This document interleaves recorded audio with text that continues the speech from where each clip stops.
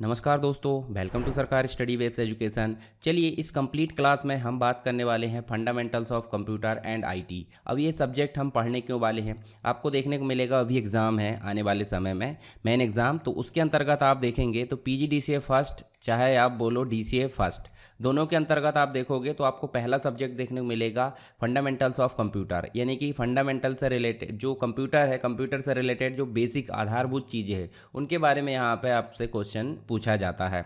इसके अलावा जब हम बात करें पीजीडीसीए की तो वहाँ पे आपको डॉस भी पूछा जाता है और लाइनेक्स भी पूछा जाता है, तो ये दोनों चीज़ें भी हम बात करेंगे यहाँ पे। इसके साथ ही आपको जो नेक्स्ट एग्ज़ाम होते हैं, जो अलग कोर्सेज होते हैं, जैसे कि आप बात करें बीसीए की या आप बात करें एमएससी सीएस की, तो इनमें भी आपको पहला सब्जेक्ट क्या देखने को मिल जाता है, फंडामेंटल्स ऑफ कंप्यूटर, यानी कि बेसिक रूप से इंफॉर्मेशन टेक्नोलॉजी और ये सारी चीज़ें देखने को मिल जाती है।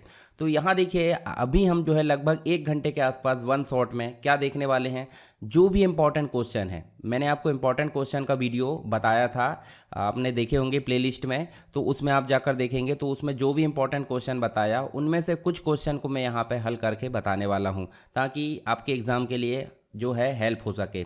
और आपका जो एग्ज़ाम है, एग्ज़ाम मतलब जिस भी दिन एग्ज़ाम होता है उसके एक दिन पहले आपको लाइव क्लास मिलेगी इस सब्जेक्ट की, तो वो चीज़ तो आपको ध्यान में रखना है। आप इन चैनल को सब्सक्राइब करके रखें तो आपको नोटिफिकेशन जो है आसानी से मिल जाएगी, ढूंढना नहीं पड़ेगा। दूसरी चीज़ आपको देखने को मिलेगा, आपको टेलीग्राम चैनल देखने को मिल जाता है SSW एजुकेशन PDF। दूसरा आपको वेबसाइट देखने को मिल जाती है sarkarstudywebs.com, तो इनको आप विजिट कर ले ताकि आपको कोई भी चीज़ें ढूंढने में परेशानी ना हो। तो और नोट्स कैसे डाउनलोड करना, नोट्स कैसे डाउनलोड करना, उसके लिए एक वीडियो मैंने टेलीग्राम पर शेयर किया हूँ, या फिर आपको मिल जाएगा इस चैनल में अरविंद टिप्स में, तो इसमें भी आप जाकर देख लेंगे तो आपकी सारी परेशानी दूर हो जाएगी। तो चलिए, ये बेसिक चीज़ें थी, हम सीधे चलते हैं हमारे क्वेश्चन फॉर्मेट में। तो कंप्यूटर क्या है, ये बेसिक चीज़ें बताने की ज़रूरत नहीं, सबको पता होनी चाहिए। हम बात करेंगे सीधे जो एग्ज़ाम में क्वेश्चन पूछा जाता है। जैसे सबसे इंपॉर्टेंट क्वेश्चन आपका फंडामेंटल से देखने को मिल जाता है, कंप्यूटर का ब्लॉक डायग्राम को समझाइए। अब ब्लॉक डायग्राम होता क्या है, देखिए डायग्राम का मतलब एक प्रकार से चित्र हो जाता है। चित्र मतलब हम बात करें सीधे तो एक प्रकार का फ्लो चार्ट हम बोल सकते हैं, किसका, जो कंप्यूटर की वर्किंग होती है, मतलब जो कंप्यूटर के विभिन्न पार्ट्स होते हैं उन पार्ट्स में आपस में कनेक्टिविटी, साथ ही डेटा का आदान प्रदान, डेटा का फ्लो और जो भी वर्किंग होती है उसका जो हम चित्र तैयार करते हैं या ग्राफिक्स के रूप में उसको वर्णित करते हैं, उसे हम बोल देते हैं ब्लॉक डायग्राम। तो चलिए इसी के बारे में हम यहाँ पे बात कर लेते हैं। तो देखिए, बेसिक रूप से आपको इस क्वेश्चन में क्या लिखना पड़ेगा, सबसे पहली बात तो होती है कि आपको डेफिनेशन, यानी कि आपको परिभाषा लिखना पड़ेगा कि कंप्यूटर का ब्लॉक डायग्राम है क्या।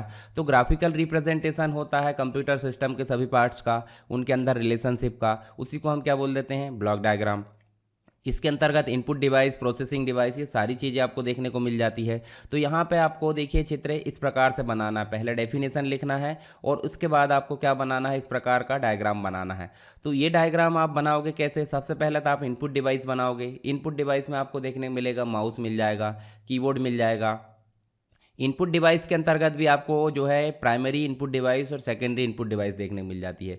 मतलब जिनके बगैर काम नहीं चलता वो प्राइमरी, और जिनके बगैर थोड़ा सा मतलब काम चल जाता है बेसिक रूप से, उन्हें बोल देते हैं सेकेंडरी। जैसे कि माइक्रोफोन होना कब जरूरी है, जब आप रिकॉर्डिंग कर रहे हो, ठीक है। उसके बाद आपका ग्राफिक्स टैबलेट कब होना जरूरी है, जब आप उसमें लिख रहे हो, परंतु माउस और कीबोर्ड आपका हर समय ज़रूरत पड़ती है। यहाँ से डाटा जाएगा आपका कहाँ पर, मेन मेमोरी में। मेन मेमोरी हम सीधे बोल दें तो इसे रैम बोल देते हैं, यानी रैंडम एक्सेस मेमोरी।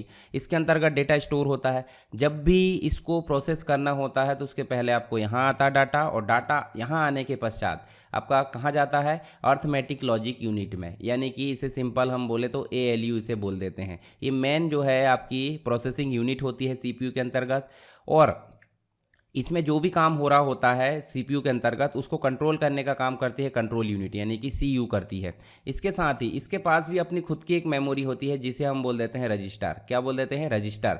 रजिस्टर या फिर हम बोल देते हैं बफर स्टोरेज। क्या बोल देते हैं, बफर स्टोरेज, ठीक है। इसके बाद जब काम कंप्लीट हो जाता है तो इसको आउटपुट डिवाइस के माध्यम से क्या कर दिया जाता है, डिस्प्ले करा दिया जाता है, या फिर प्रिंट। तो यहाँ मॉनिटर होता है और प्रिंटर होता है। Monitor hard copy, soft copy होता है, और प्रिंटर हार्ड कॉपी होता है। तो ये कंप्लीट हो हो जाता है। जब डेटा को परमानेंटली सेव करना होता है तो कहाँ चला जाता है, वो ऑक्सिलरी स्टोरेज में, यानी कि सेकेंडरी स्टोरेज, जिसे हम हार्ड डिस्क, एसएसडी या फिर अन्य अदर में हम शामिल कर लेते हैं। तो ये कंप्लीट हमारा हो गया ब्लॉक डायग्राम। अब बताइए, इंसान के द्वारा जो डेटा टाइप किया जाएगा वो हो जाएगा इंसान की लैंग्वेज में, और कंप्यूटर की लैंग्वेज अलग है। तो यहाँ पे एक मतलब एक सॉफ्टवेयर होता है इनकोडर। इनकोडर क्या करता है, ह्यूमन रीडेबल लैंग्वेज को मशीन लैंग्वेज में कन्वर्ट करता है, और यहाँ पे मशीन लैंग्वेज को ह्यूमन रीडेबल में कौन कन्वर्ट करेगा, डिकोडर करेगा। तो इतना भी आपको ध्यान में रखना है। और ये डायग्राम आप बना दोगे, इसकी डेफिनेशन लिख दोगे और इसके बारे में आप समझा दोगे सारी चीज़ें, तो आपको जो है सारे नंबर आसानी से मिल जाएंगे।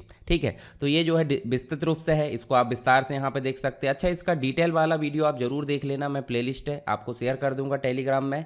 अगर आप प्लेलिस्ट में गए होंगे तो वहाँ पे भी आपको मिल जाएगा। जैसे यहाँ देखिए डिटेल में इनकोडर है, फिर यहाँ देखिए डिकोडर है, बीच में कैश मेमोरी भी आपको देखने को मिल जाती। इसके अंतर्गत आपको बफर मेमोरी यानी कि रजिस्टर देखने को मिल जाता है। सेकेंडरी स्टोरेज डिवाइस इधर मिल जाती है, रैम आप यहाँ देख सकते हैं। तो ये बेसिक चीज़ें आप देख सकते हैं डायग्राम की, और इसके बारे में आप यहाँ पर पढ़ लेना। तो ये हो जाएगा आपका पहला क्वेश्चन, जिसका नाम है कंप्यूटर का ब्लॉक डायग्राम, जो कि बहुत ही इंपॉर्टेंट है, आपके एग्जाम में पूछा ही जाता है। ठीक है, तो चलिए अब आगे बात करते हैं हम। नेक्स्ट जो क्वेश्चन है जो आपके एग्जाम में बनते हैं, ये बाकी की चीज़ें तो मैंने आपको डिटेल वीडियो में पढ़ा दिया हूँ, तो आप उसमें जाकर देख लेना फंडामेंटल्स का।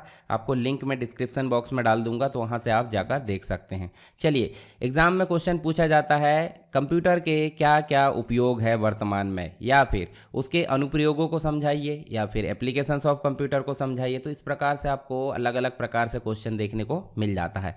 तो इसका आंसर क्या होना, देखिए आधुनिक समय की अगर बात करें तो कंप्यूटर बगैर कहीं भी कोई भी काम होना पॉसिबल नहीं है। यानी कि आप सिंपल व्यक्ति से लेकर अगर देश के राजा यानी कि राष्ट्रपति तक की अगर बात करें तो वहाँ तक आपको कंप्यूटर का उपयोग देखने को मिल जाता है। तो बेसिक चीज़ है। उसके बाद यदि देश की सरकार जनगणना के कार्य करती है तो भी कंप्यूटर का उपयोग करती है। ठीक है, और अन्य प्रकार के काम जैसे रेलवे के द्वारा यूज़ करना है, या फिर आप कोई अन्य जो एयरलाइन सिस्टम है, विश्वविद्यालय यानी कि यूनिवर्सिटी है, या कोई शिक्षण संस्थान है, सभी जगह अगर बात करोगे तो आपको हर जगह कंप्यूटर का उपयोग देखने को मिल जाएगा। तो इसी हिसाब से हम देखें तो आपको कंप्यूटर का उपयोग हाउस होल्ड और पर्सनल यूज़ यानी घर में और अपने निजी कामों के लिए अगर देखें तो आपको किचन में कंप्यूटर देखने को मिल जाता है। किचन में आप देखोगे तो किचन में बहुत सारी चीज़ें ऐसी हो गई है, फ्रिज आपकी कंप्यूटराइज हो गई है, माइक्रोवेव अगर बात करें, या फिर पर्सनल यूज़ घर की अगर बात करें तो आप वॉशिंग मशीन की अगर बात करें, और बहुत सारी डिवाइसेस ऐसी हो गई है, बहुत सारे इंस्ट्रूमेंट हो गए हैं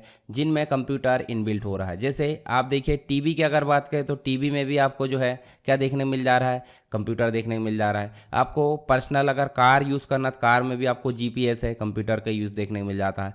पर्सनल रोबोट आप सर्वेंट के रूप में रखते हैं तो भी आप वहाँ पे देखेंगे कंप्यूटर का उपयोग। तो इस प्रकार से आपको जैसे बैंकिंग है, शॉपिंग करना तो भी कंप्यूटर का उपयोग, यानी कि हाउस होल्ड और पर्सनल यूज़ के लिए आपको बहुत बड़ी मात्रा में क्या देखने को मिल जाता है, कंप्यूटर का उपयोग।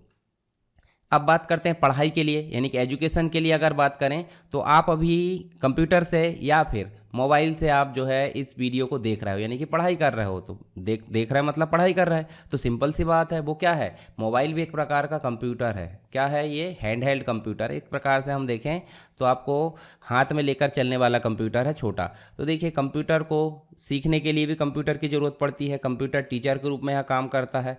कंप्यूटर किसी प्रॉब्लम को सॉल्व करने के लिए हमारी हेल्प करता है। जैसे आप सिंपल गूगल को बोल देते हो कि भाई ये प्रॉब्लम का हल क्या है, या फिर अभी वर्तमान में देखें तो चैट जीपीटी देखने को मिल जाता है। चैट जीपीटी से ही अगले यानी कि विभिन्न प्रकार की एआई, जेमिनी है या जनरेटिव एआई है या फिर डेल ई है, बहुत सारी एआई आपको देखने को मिल जाती है जिनमें सारी जगह आपको कंप्यूटर देखने को मिल जाता है जो किसी भी प्रॉब्लम को सॉल्व करने के लिए हमारी हेल्प करता है। आगे बात करेंगे एंटरटेनमेंट के लिए। तो आपको अगर गेम्स खेलना है, मूवीज़ देखना है, म्यूज़िक है, कोई आर्टिस्टिक काम करना है तो वहाँ पे भी आपको ज़रूरत पड़ेगी कंप्यूटर की, मनोरंजन के क्षेत्र में। साथ ही आपको साइंटिफिक रिसर्च की अगर बात करें, जैसे आप देखो देश की जो एक प्रकार से डीआरडीओ जो संस्थान है, defence research and development organisation, जहाँ पे मिसाइल से रिलेटेड काम किया जाता है। और एक और आपने सुना होगा इसरो, जहाँ पे आपको सैटेलाइट से रिलेटेड काम किया जाता है। तो इन जगह में भी हमको ज़रूरत किसकी देखने को मिल जाती है, कंप्यूटर की। तो यहाँ पर आप देखें और बहुत सारी देखिए सिमुलेशन टेक्निक है। सिमुलेशन मतलब वर्चुअल रियलिटी टाइप। ठीक है।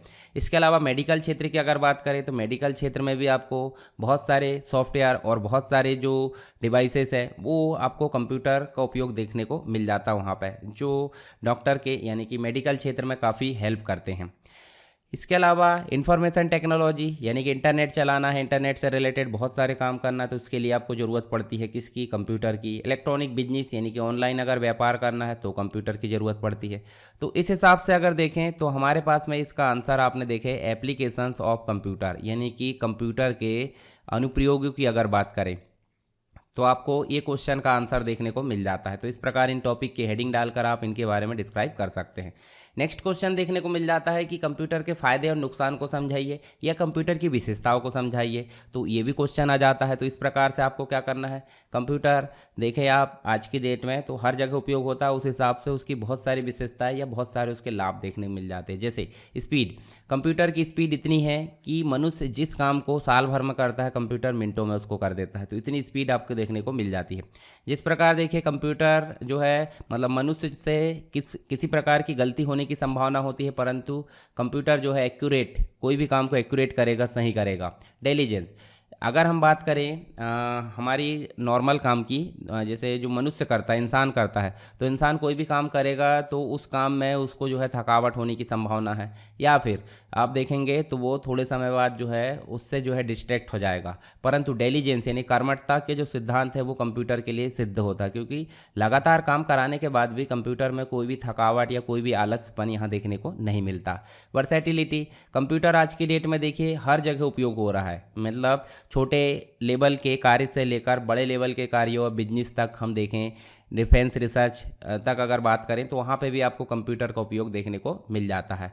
रिलायबल यानी भरोसेमंद है, इसका मतलब है कि अगर इसमें कोई डाटा स्टोर किया जाता है तो वो सही सेव रहेगा जब तक कि इंसान उसको डिलीट ना करे, मतलब कंप्यूटर अपने खुद से उसको हटाने की कोशिश नहीं करेगा।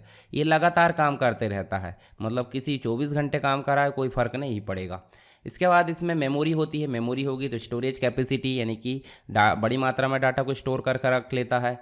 रिमेंबर मतलब जो पावर रहती है इसके पास याद करने की, और ऑटोमेटिक ये काम करता है। एक बार अगर इनपुट दे दें आप तो ऑटोमेटिक उसमें जो है प्रोसेसिंग होगी और आउटपुट हमको दिख जाएगा। तो इस प्रकार से इसके कुछ कैरेक्टरिस्टिक्स यानी विशेषता है। दूसरी चीज़ इसका आपको फ़ायदे भी आप इसको लिख सकते हैं। अगर फ़ायदे के साथ साथ इसमें अगर कमी पूछा जाए तो कमी में आपको मुख्य रूप से देखें, देखिए कमी, कोई भी चीज़ें 100% पूर्ण नहीं है, यानी कि 100% अगर देखें तो कोई भी चीज़ें पूर्ण नहीं है। उसी प्रकार से कंप्यूटर भी 100% सही, मतलब एक प्रकार से 100% उसके लाभ नहीं हो सकते। काफ़ी ज़्यादा लाभ है परंतु कुछ कमियां भी है, जैसे कि लैक ऑफ इंटेलिजेंस, खुद से सोचने समझने में वो जो है अधूरा है। अगर हम इंसान की बात करें तो कुछ टास्क उसको दे देते खुद से वो सोच समझ लेता है। जैसे उदाहरण के लिए एक रोबोट है, रोबोट को हमने बोले कि भाई जाओ समोसे लेके आओ, तो सिंपल सी बात है वो चला तो गया, उसको परफेक्ट हमने इंस्ट्रक्शन दिए, परंतु जिस दुकान से बोले वो दुकान बंद है तो वो वापस आ जाएगा। जबकि वही चीज़ अगर इंसान को बोला जाए समोसे लेकर आओ उस दुकान से, तो वो दुकान बंद मिलेगी तो वो दूसरी दुकान से लेकर आ जाएगा। तो ये फ़र्क देखने को मिल जाता है। ठीक है, आप और कोई उदाहरण देख सकते हैं। सेल्फ प्रोटेक्शन, अगर कोई उसको नुकसान पहुंचाए कंप्यूटर को तो वो अपनी सुरक्षा नहीं कर सकता, पर इंसान की अगर बात करें तो ये यहाँ कर सकता है। लैक ऑफ डिसीजन मेकिंग, निर्णय लेने की मतलब जो है इसमें संभावना या कमी होती है, किस में, कंप्यूटर में। तो इसकी कुछ कमियां हैं तो आप इसको एग्जाम में लिख सकते हैं इस हिसाब से। चलिए, जनरेशन से रिलेटेड क्वेश्चन तो ज़्यादा पूछा नहीं जाता, फिर भी आप जो है डिटेल वीडियो में इसको जरूर पढ़ोगे, और अगर नहीं पढ़ोगे तो दिक्कत हो जाएगी। इतिहास से रिलेटेड भी क्वेश्चन पूछा जा सकता है, परंतु अभी हम जो है इसको नहीं पढ़ेंगे इस वीडियो में, आपको डिटेल वीडियो में ये जरूर मिल जाएगा। चलिए मैं डिटेल वीडियो आपको दिखा देता हूँ ताकि आपको जो है किसी प्रकार का कोई डाउट ना रहे। आप सोचोगे कि ढूंढ कर परेशान हो चुके हैं और डिटेल वीडियो तो हमको मिला ही नहीं। तो डिटेल वीडियो आपको मिलेगा टेलीग्राम में ही, चले जाओ, सबसे पहले मैं शेयर कर देता हूं। देखिए टेलीग्राम में आप जाओगे, थोड़ा सा स्क्रॉल करोगे यहाँ पे तो आपको जो है फंडामेंटल्स ऑफ कंप्यूटर का जो वीडियो है वो देखने को मिल जाएगा। देखिए मैं प्लेलिस्ट दिखा देता हूँ आपको। यहाँ देखिए आपको PGDCA DCA फर्स्ट की प्लेलिस्ट देखने को मिल जा रही। तो अगर आप इसको क्लिक करते हो, जैसे आपने इसको क्लिक करे तो क्लिक करने के बाद आप देखोगे, देखिए यहाँ पे मिलेगा fundamentals of computer, PC packages, PC package का 2.0 वाला यानी कि एडवांस ट्यूटोरियल देखने को मिलेगा, MS एक्सेस का, फिर उसके बाद मल्टीमीडिया का या BB.NET। ठीक है, इसके अलावा DOS, लाइनक्स, इंपॉर्टेंट क्वेश्चन सब यहाँ पर आपको देखने को मिल जाएंगे। इस प्लेलिस्ट को भी आप देख सकते हैं और अपने दोस्तों को बता सकते हैं, ठीक है। तो चलिए यहाँ पे, और PDF के लिए आपको जाना है कहाँ पे, sarkarstudywaves.com जो वेबसाइट है, इसमें आपको कोर्स नोट्स में जाना है। DC या PGDCA जो भी है आपका, ऐसे क्लिक करना है। आपको जाना फंडामेंटल्स या जो भी आपका पेपर है, जैसे मान लो आपको इसमें जाना है, ठीक है। तो यहाँ पे आप जाओगे तो आपको डिटेल वीडियो यहाँ भी मिल जाएगा, और आप नीचे जाकर देखोगे तो इसकी नोट्स भी आपको यहाँ पे मिल जाएगी। तो इस हिसाब से आपका डाउट क्लियर हो जाएगा। चलिए आगे हम बात कर लेते हैं। आपसे एग्जाम में पूछा जाएगा टाइप्स ऑफ कंप्यूटर, या फिर सेपरेट सेपरेट पूछा जा सकता है। माइक्रो कंप्यूटर को समझाइए, मिनी कंप्यूटर को, पर्सनल कंप्यूटर को, सुपर कंप्यूटर, लैपटॉप और टैबलेट। अब सेपरेट क्वेश्चन ये भी आ सकता है कि सुपर कंप्यूटर क्या है, उसके उपयोग को बताइए। तो इस हिसाब से आपको कुछ बेसिक चीज़ें यहाँ पे पढ़ लेना है। तो कंप्यूटर 3 प्रकार से यहाँ बांटा गया है, 3 कैटेगरी में। बेस्ड ऑन मैकेनिज्म यानी कि उसकी कार्यप्रणाली या तकनीक के आधार पर, बेस्ड ऑन पर्पस यानी उद्देश्य के आधार पर, बेस्ड ऑन साइज यानी कि आकार के आधार पर। तो हम सीधे सीधे यहाँ पर चलें तो आपको कंप्यूटर इस प्रकार से देखने को मिल जाते हैं। एनालॉग कंप्यूटर की अगर बात करें तो एनालॉग कंप्यूटर ऐसे कंप्यूटर होते हैं जो आपके ताप दाब माप ऐसे भौतिक गणनाएं के आधार पर काम करते हैं। और डिजिटल कंप्यूटर जो होते हैं 0 और 1 के आधार पर काम करते हैं, यानी कि वर्तमान के जितने भी कंप्यूटर है वो आपके डिजिटल है, और इन दोनों का मिश्रण जहाँ मिल जाता है वो कहलाते हैं हाइब्रिड। तो इनके कुछ प्रकार है, आप यहाँ इसको देख लेना एक बार। मैं आगे चलता हूँ, एक ओवरव्यू दे देता हूँ। एनालॉग मतलब ताप दाब माप के आधार पर काम करते हैं, जैसे कि घड़ी का जो आपका घड़ी है एनालॉग वाली, ठीक इस प्रकार पल्स में काम करते हैं। पारा आप देख सकते हैं, थर्मामीटर, स्पीडोमीटर है। इसके अलावा देखिए एमीटर है, इसके साथ ही आप देखोगे वोल्ट मीटर, भूकंप सूचक, ये सारे जो है वो एनालॉग कंप्यूटर। और आज के वर्तमान के जितने भी कंप्यूटर वो 0-1 यानी कि 0 और 1 बाइनरी के आधार पर काम करते हैं, डिजिटल कंप्यूटर कहलाते हैं। जैसे लैपटॉप है, डेस्कटॉप है, स्मार्टफोन है। इसके साथ ही दोनों के साथ यानी कि एनालॉग और डिजिटल के गुण जिसमें आ जाते हैं वो कहलाता है आपका हाइब्रिड कंप्यूटर। जैसे हाइब्रिड कंप्यूटर की अगर बात करें तो जैसे ECG मशीन जो होती है अस्पताल वगैरह में, हॉस्पिटल में लगी रहती है, सोनार मशीन, रडार है, फॉरेंसिक रिसर्च है, अल्ट्रासाउंड मशीन है, पेट्रोल पंप में आप देख सकते हैं।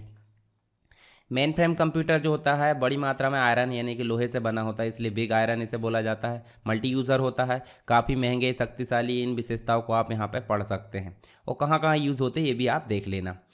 मिनी कंप्यूटर जो मेन फ्रेम से थोड़े छोटे होते हैं और पर्सनल कंप्यूटर से थोड़े बड़े होते हैं, उन्हें बोल देते हैं मिनी कंप्यूटर, यानी कि मल्टी यूज़र भी होते हैं। उदाहरण आप देखेंगे PDP-8 होता है, प्रोग्राम डेटा प्रोसेसर। इसके साथ ही एम्बेडेड जो होते हैं कंप्यूटर तो होते नहीं है, जैसे आप स्मार्ट वॉच खरीदते कि नहीं, स्मार्ट वॉच आपने देखे होंगे। तो स्मार्ट वॉच जो है अभी वर्तमान में आप सभी लोग पहनते हैं, तो वो स्मार्ट वॉच क्या है, स्मार्ट वॉच है, पर उसके बैकग्राउंड में क्या काम कर रहा है, कंप्यूटर काम कर रहा है। आप मोबाइल यूज़ करते हैं, मोबाइल यूज़ कर रहे हैं पर बैकग्राउंड में क्या है, कंप्यूटर। टीवी यूज़ कर रहे हैं, टीवी के बैकग्राउंड में कंप्यूटर। फ्रिज है, वॉशिंग मशीन है, ये सब क्या है, बैकग्राउंड में जिसके कंप्यूटर चलता है वो कहलाता है एम्बेडेड कंप्यूटर, यानी कि जुड़ा हुआ। इसके साथ ही आप देखोगे सुपर कंप्यूटर, तो ये एग्जाम में पूछा जाता है। सुपर कंप्यूटर मतलब नाम से स्पष्ट है, ऐसा कंप्यूटर जिसकी हाई स्टोरेज होती है, हाई प्रोसेसिंग स्पीड होती है, परफॉर्मेंस अधिक होती है, जो नॉर्मल कंप्यूटर है उनसे आमतौर पर हज़ारों गुना ज़्यादा तेज होते हैं, उसे बोल देते हैं सुपर कंप्यूटर। और इसके पिताजी बोला जाता है सुपर कंप्यूटर के सैमूर क्रे को। इसी के साथ जो क्रे 1 नाम का सुपर कंप्यूटर इन्हीं के द्वारा बनाया गया था 1976 में। कहाँ के है ये, अमेरिका के। अब आपसे पूछा जाएगा कि भारत के कौन है, तो भारत के भी हम देख लेंगे। ये होते हैं मल्टी यूज़र, ठीक है, इसको बड़ी मात्रा में डेटा को प्रोसेस करने के लिए डिज़ाइन किया गया है। सुपर कंप्यूटर का निर्माण, उच्च क्षमता, हजारों प्रोसेसर एक साथ पैरेलल रूप से जुड़े होते हैं। देखिए जटिल गणनाएं कर सकते हैं, बड़े होते हैं, तेज होते हैं, ऑपरेटिंग सिस्टम लाइनेक्स आधारित होता है। इसके साथ ही देखिए सुपर कंप्यूटर की जो स्पीड है वो फ्लॉप्स में मापी जाती है। फ्लॉप्स मतलब फ्लोटिंग पॉइंट ऑपरेशन पर सेकंड, ठीक है, जबकि मेगाहर्ट्ज़ और गीगाहर्ट्ज़ में हमारे नॉर्मल कंप्यूटर की स्पीड मापी जाती है। तो ये आप यहाँ ध्यान रख सकते हैं। इसके बाद देखिए इसका कहाँ कहाँ यूज़ होता है, एक बार पढ़ लेना PDF में। PDF मैंने बता दिया कहाँ मिलेगी। इंपॉर्टेंस की अगर बात करें कुछ फैक्ट की, तो फर्स्ट सुपर कंप्यूटर जो था दुनिया का वो था क्रे 1, जो कि 1976 में सैमूर क्रे के द्वारा बनाया गया था, ये आप देख सकते हैं। और लेटेस्ट सुपर कंप्यूटर अभी और लेटेस्ट आते रहेंगे, पर आप थोड़ा सा डेटा याद रख सकते हैं, फुगाको, जो कि 2020 में जापान के द्वारा, ठीक है, किसने बनाया वो भी यहाँ लिखा है। इसके साथ ही इंडिया का फर्स्ट सुपर कंप्यूटर जो था परम था। परम पैरेलल मशीन पर आधारित 1991 में सीडेक पुणे के द्वारा बनाया गया, और इसको बनाने का काम किया है विजय पांडुरंग भाटकर, मतलब भारत के सुपर कंप्यूटर के पिताजी आप बोल सकते हैं इन्हें। फिर उसके कुछ वर्जन है, परम सिद्धि है, परम शक्ति है, परम 8000 है। इसके साथ ही कुछ और आप देख लेते, परम प्रवेगा जो कि 1922 में यहाँ लॉन्च हुआ IASC के द्वारा। साथ ही आप और आगे आगे भी देखेंगे तो और बहुत सारे फैक्ट मिलेंगे, तो इन फैक्ट को आप ध्यान में रखिए, कहाँ यूज़ होते हैं वो आप ध्यान में रखिए, ठीक है। इसकी डेफिनेशन, तो आपको एग्जाम में कोई भी कठिनाई नहीं होने वाली। माइक्रो कंप्यूटर उन्हें बोला जाता है जिनमें माइक्रो प्रोसेसर लगा होता है, ठीक है। माइक्रो प्रोसेसर क्या होता है, जो एक छोटी सी चिप होती है प्रोसेसर। कहाँ यूज़ होता है, क्या क्या विशेषता होती है, आप एक बार इसको पढ़ लेना ताकि एग्ज़ाम में आए तो आप लिख सको। पीसी उसी का प्रकार है माइक्रो का। पीसी के साथ एक्सटी एक्सटेंडेड जो टेक्नोलॉजी है वो आई यहाँ पे। अच्छा, यहाँ देखिए, पहला जो पीसी डेवलप किया था अल्टेयर, जो MITS कंपनी के द्वारा डेवलप किया गया था 1974 में, ठीक। इसके बाद इसको 80 XT में बदल दिया गया, एक्सटेंडेड टेक्नोलॉजी, और उसी के बाद फिर 80 यानी कि एडवांस टेक्नोलॉजी में इसको बदल दिया गया, एडवांस टेक्नोलॉजी। पीसी से रिलेटेड भी क्वेश्चन आते हैं एग्जाम में। वर्क स्टेशन यहाँ आप देख सकते हैं, जिसके अंतर्गत देखिए आप देखोगे तो सिंगल यूज़र होते हैं, हाई परफॉर्मेंस होती है, काफ़ी पावरफुल होते हैं, स्टोरेज कैपेसिटी ज़्यादा होती है। कहाँ कहाँ यूज़ होते हैं ये आप देख लेना। लैपटॉप तो आप सभी जानते हैं, इसके बारे में आप लिख भी दोगे। उसके बाद हम टैबलेट के बारे में बात करें तो मोबाइल का बड़ा भाई, तो आप इसको देख लेना एक बार, ठीक है। इसके बाद PDA जो आपका मोबाइल है इसी का अपग्रेडेड रूप है, पर्सनल डिजिटल असिस्टेंट का। आज की डेट में ये ज़्यादा यूज़ नहीं होता, क्यों? क्योंकि पहले यूज़ होता था। स्मार्टफोन आप जो यूज़ कर रहे हैं अभी, मोबाइल जो आप यूज़ करते हो, जो आप वीडियो देख रहे हैं, वो हो गया स्मार्टफोन। इसके साथ क्रोम बुक जो होता है, होता जो लैपटॉप ही है, लैपटॉप ही होता है, परंतु इसमें क्रोम का OS चलता है, इसलिए इसे बोला जाता है क्रोम बुक। जैसे आप देखोगे नोटबुक, तो नोटबुक जो होती है उसमें विंडोज़ चलता है, तो इसी प्रकार क्रोम बुक होती है। अब देखिए, जनरल पर्पस कंप्यूटर जो कुछ निश्चित उद्देश्य के लिए यूज़ होते हैं, मतलब हमारे पर्सनल काम के लिए। और हाँ, आप स्पेशल की बात करें तो स्पेशल में जो है, जैसे मिसाइल को लॉन्च करना है, रॉकेट को लॉन्च करना है, या फिर ATM की अगर बात करें तो स्पेशल मतलब कोई विशेष उद्देश्य। और आप जनरल पर्पस का अगर बात करें तो हमारे पर्सनल उद्देश्य के लिए जो यूज़ होते हैं माइक्रो कंप्यूटर, तो दोनों में आप यहाँ अंतर देख सकते हैं। नेक्स्ट जनरेशन के कुछ कंप्यूटर है तो वो आप थोड़ा सा यहाँ देख लेना, हालांकि ज़्यादा इंपॉर्टेंट नहीं है, पूछे नहीं जाते। चलिए, आप एग्ज़ाम में एक और क्वेश्चन पूछा जाता है, कंप्यूटर की विभिन्न स्टोरेज को समझाइए, या फिर प्राइमरी मेमोरी और सेकेंडरी मेमोरी में अंतर बताइए, या फिर प्राइमरी मेमोरी के अंतर्गत रैम और रोम पूछ लिया जाता है, रैम के प्रकार पूछ लिया जाएगा, रोम के प्रकार पूछ लिया जाएगा, या एक्सटर्नल मेमोरी के अंतर्गत हार्ड डिस्क है, फ्लॉपी डिस्क है, या फिर SSD है, मेमोरी कार्ड है, ठीक है। इन सभी चीज़ों को पूछ लिया जाता है। या फिर CD तो वर्तमान में ज़्यादा चलित नहीं है, परंतु CD भी आपसे पूछ लिया जाएगा, तो आपको क्या करना है, इसको अच्छे से ध्यान से समझ लेना है। तो देखिए, बिना मेमोरी के जिस प्रकार इंसान की कोई जो है वैल्यू नहीं है, देखिए अगर आपको याद होने की कैपेसिटी ख़त्म हो जाए तो आप कोई काम के नहीं रहोगे। उसी प्रकार अगर कोई कंप्यूटर में मेमोरी ना रहे तो वो चालू भी ना हो। क्यों ना हो? क्योंकि सिंपल सी बात है, ऑपरेटिंग सिस्टम जो है, जो आप चलाते हो वो कहाँ स्टोर है, हाँ मेमोरी में स्टोर है। लोड कहाँ होता है, वो भी मेमोरी में होता है। जब मेमोरी ही नहीं रहेगा तो कंप्यूटर की क्या वैल्यू, कंप्यूटर तो एक डिब्बा बन जाएगा। उसी प्रकार इंसान भी एक डिब्बा बन जाता है। डिब्बा मतलब एक प्रकार से हड्डी और मांस का पुतला। चलिए हम बात करते हैं मेमोरी की। तो मेमोरी मतलब याददाश्त की कैपेसिटी, ठीक है। आप जो है इंसान जैसे याद कर लेता है, उसी प्रकार कंप्यूटर में भी स्टोर करने की फैसिलिटी होती है। जैसे रैम होती है, हार्ड डिस्क होती है, या SSD होती है। तो हमारे पास तो मेमोरी अलग से नहीं होती, हमारा जो खोपड़ी है, खोपड़ी मतलब जो भेजा है, आप देख सकते हैं ये यहाँ पर रहती है न्यूरॉन्स के फॉर्मेट में, ठीक है। डॉट डॉट डॉट डॉट यहाँ जो है लिंक होते हैं, उसी से आपको याद होता है। पर यहाँ तो आपको चिप फॉर्मेट में मिलेगी सिलिकॉन की, ठीक है। जो मेमोरी है वो कैसे बनी रहती है, सिलिकॉन की बनी होती है। प्रोसेसर भी किससे बना होता है, सिलिकॉन से। तो चलिए इसी के बारे में हम विस्तार से जानते हैं यहाँ पे।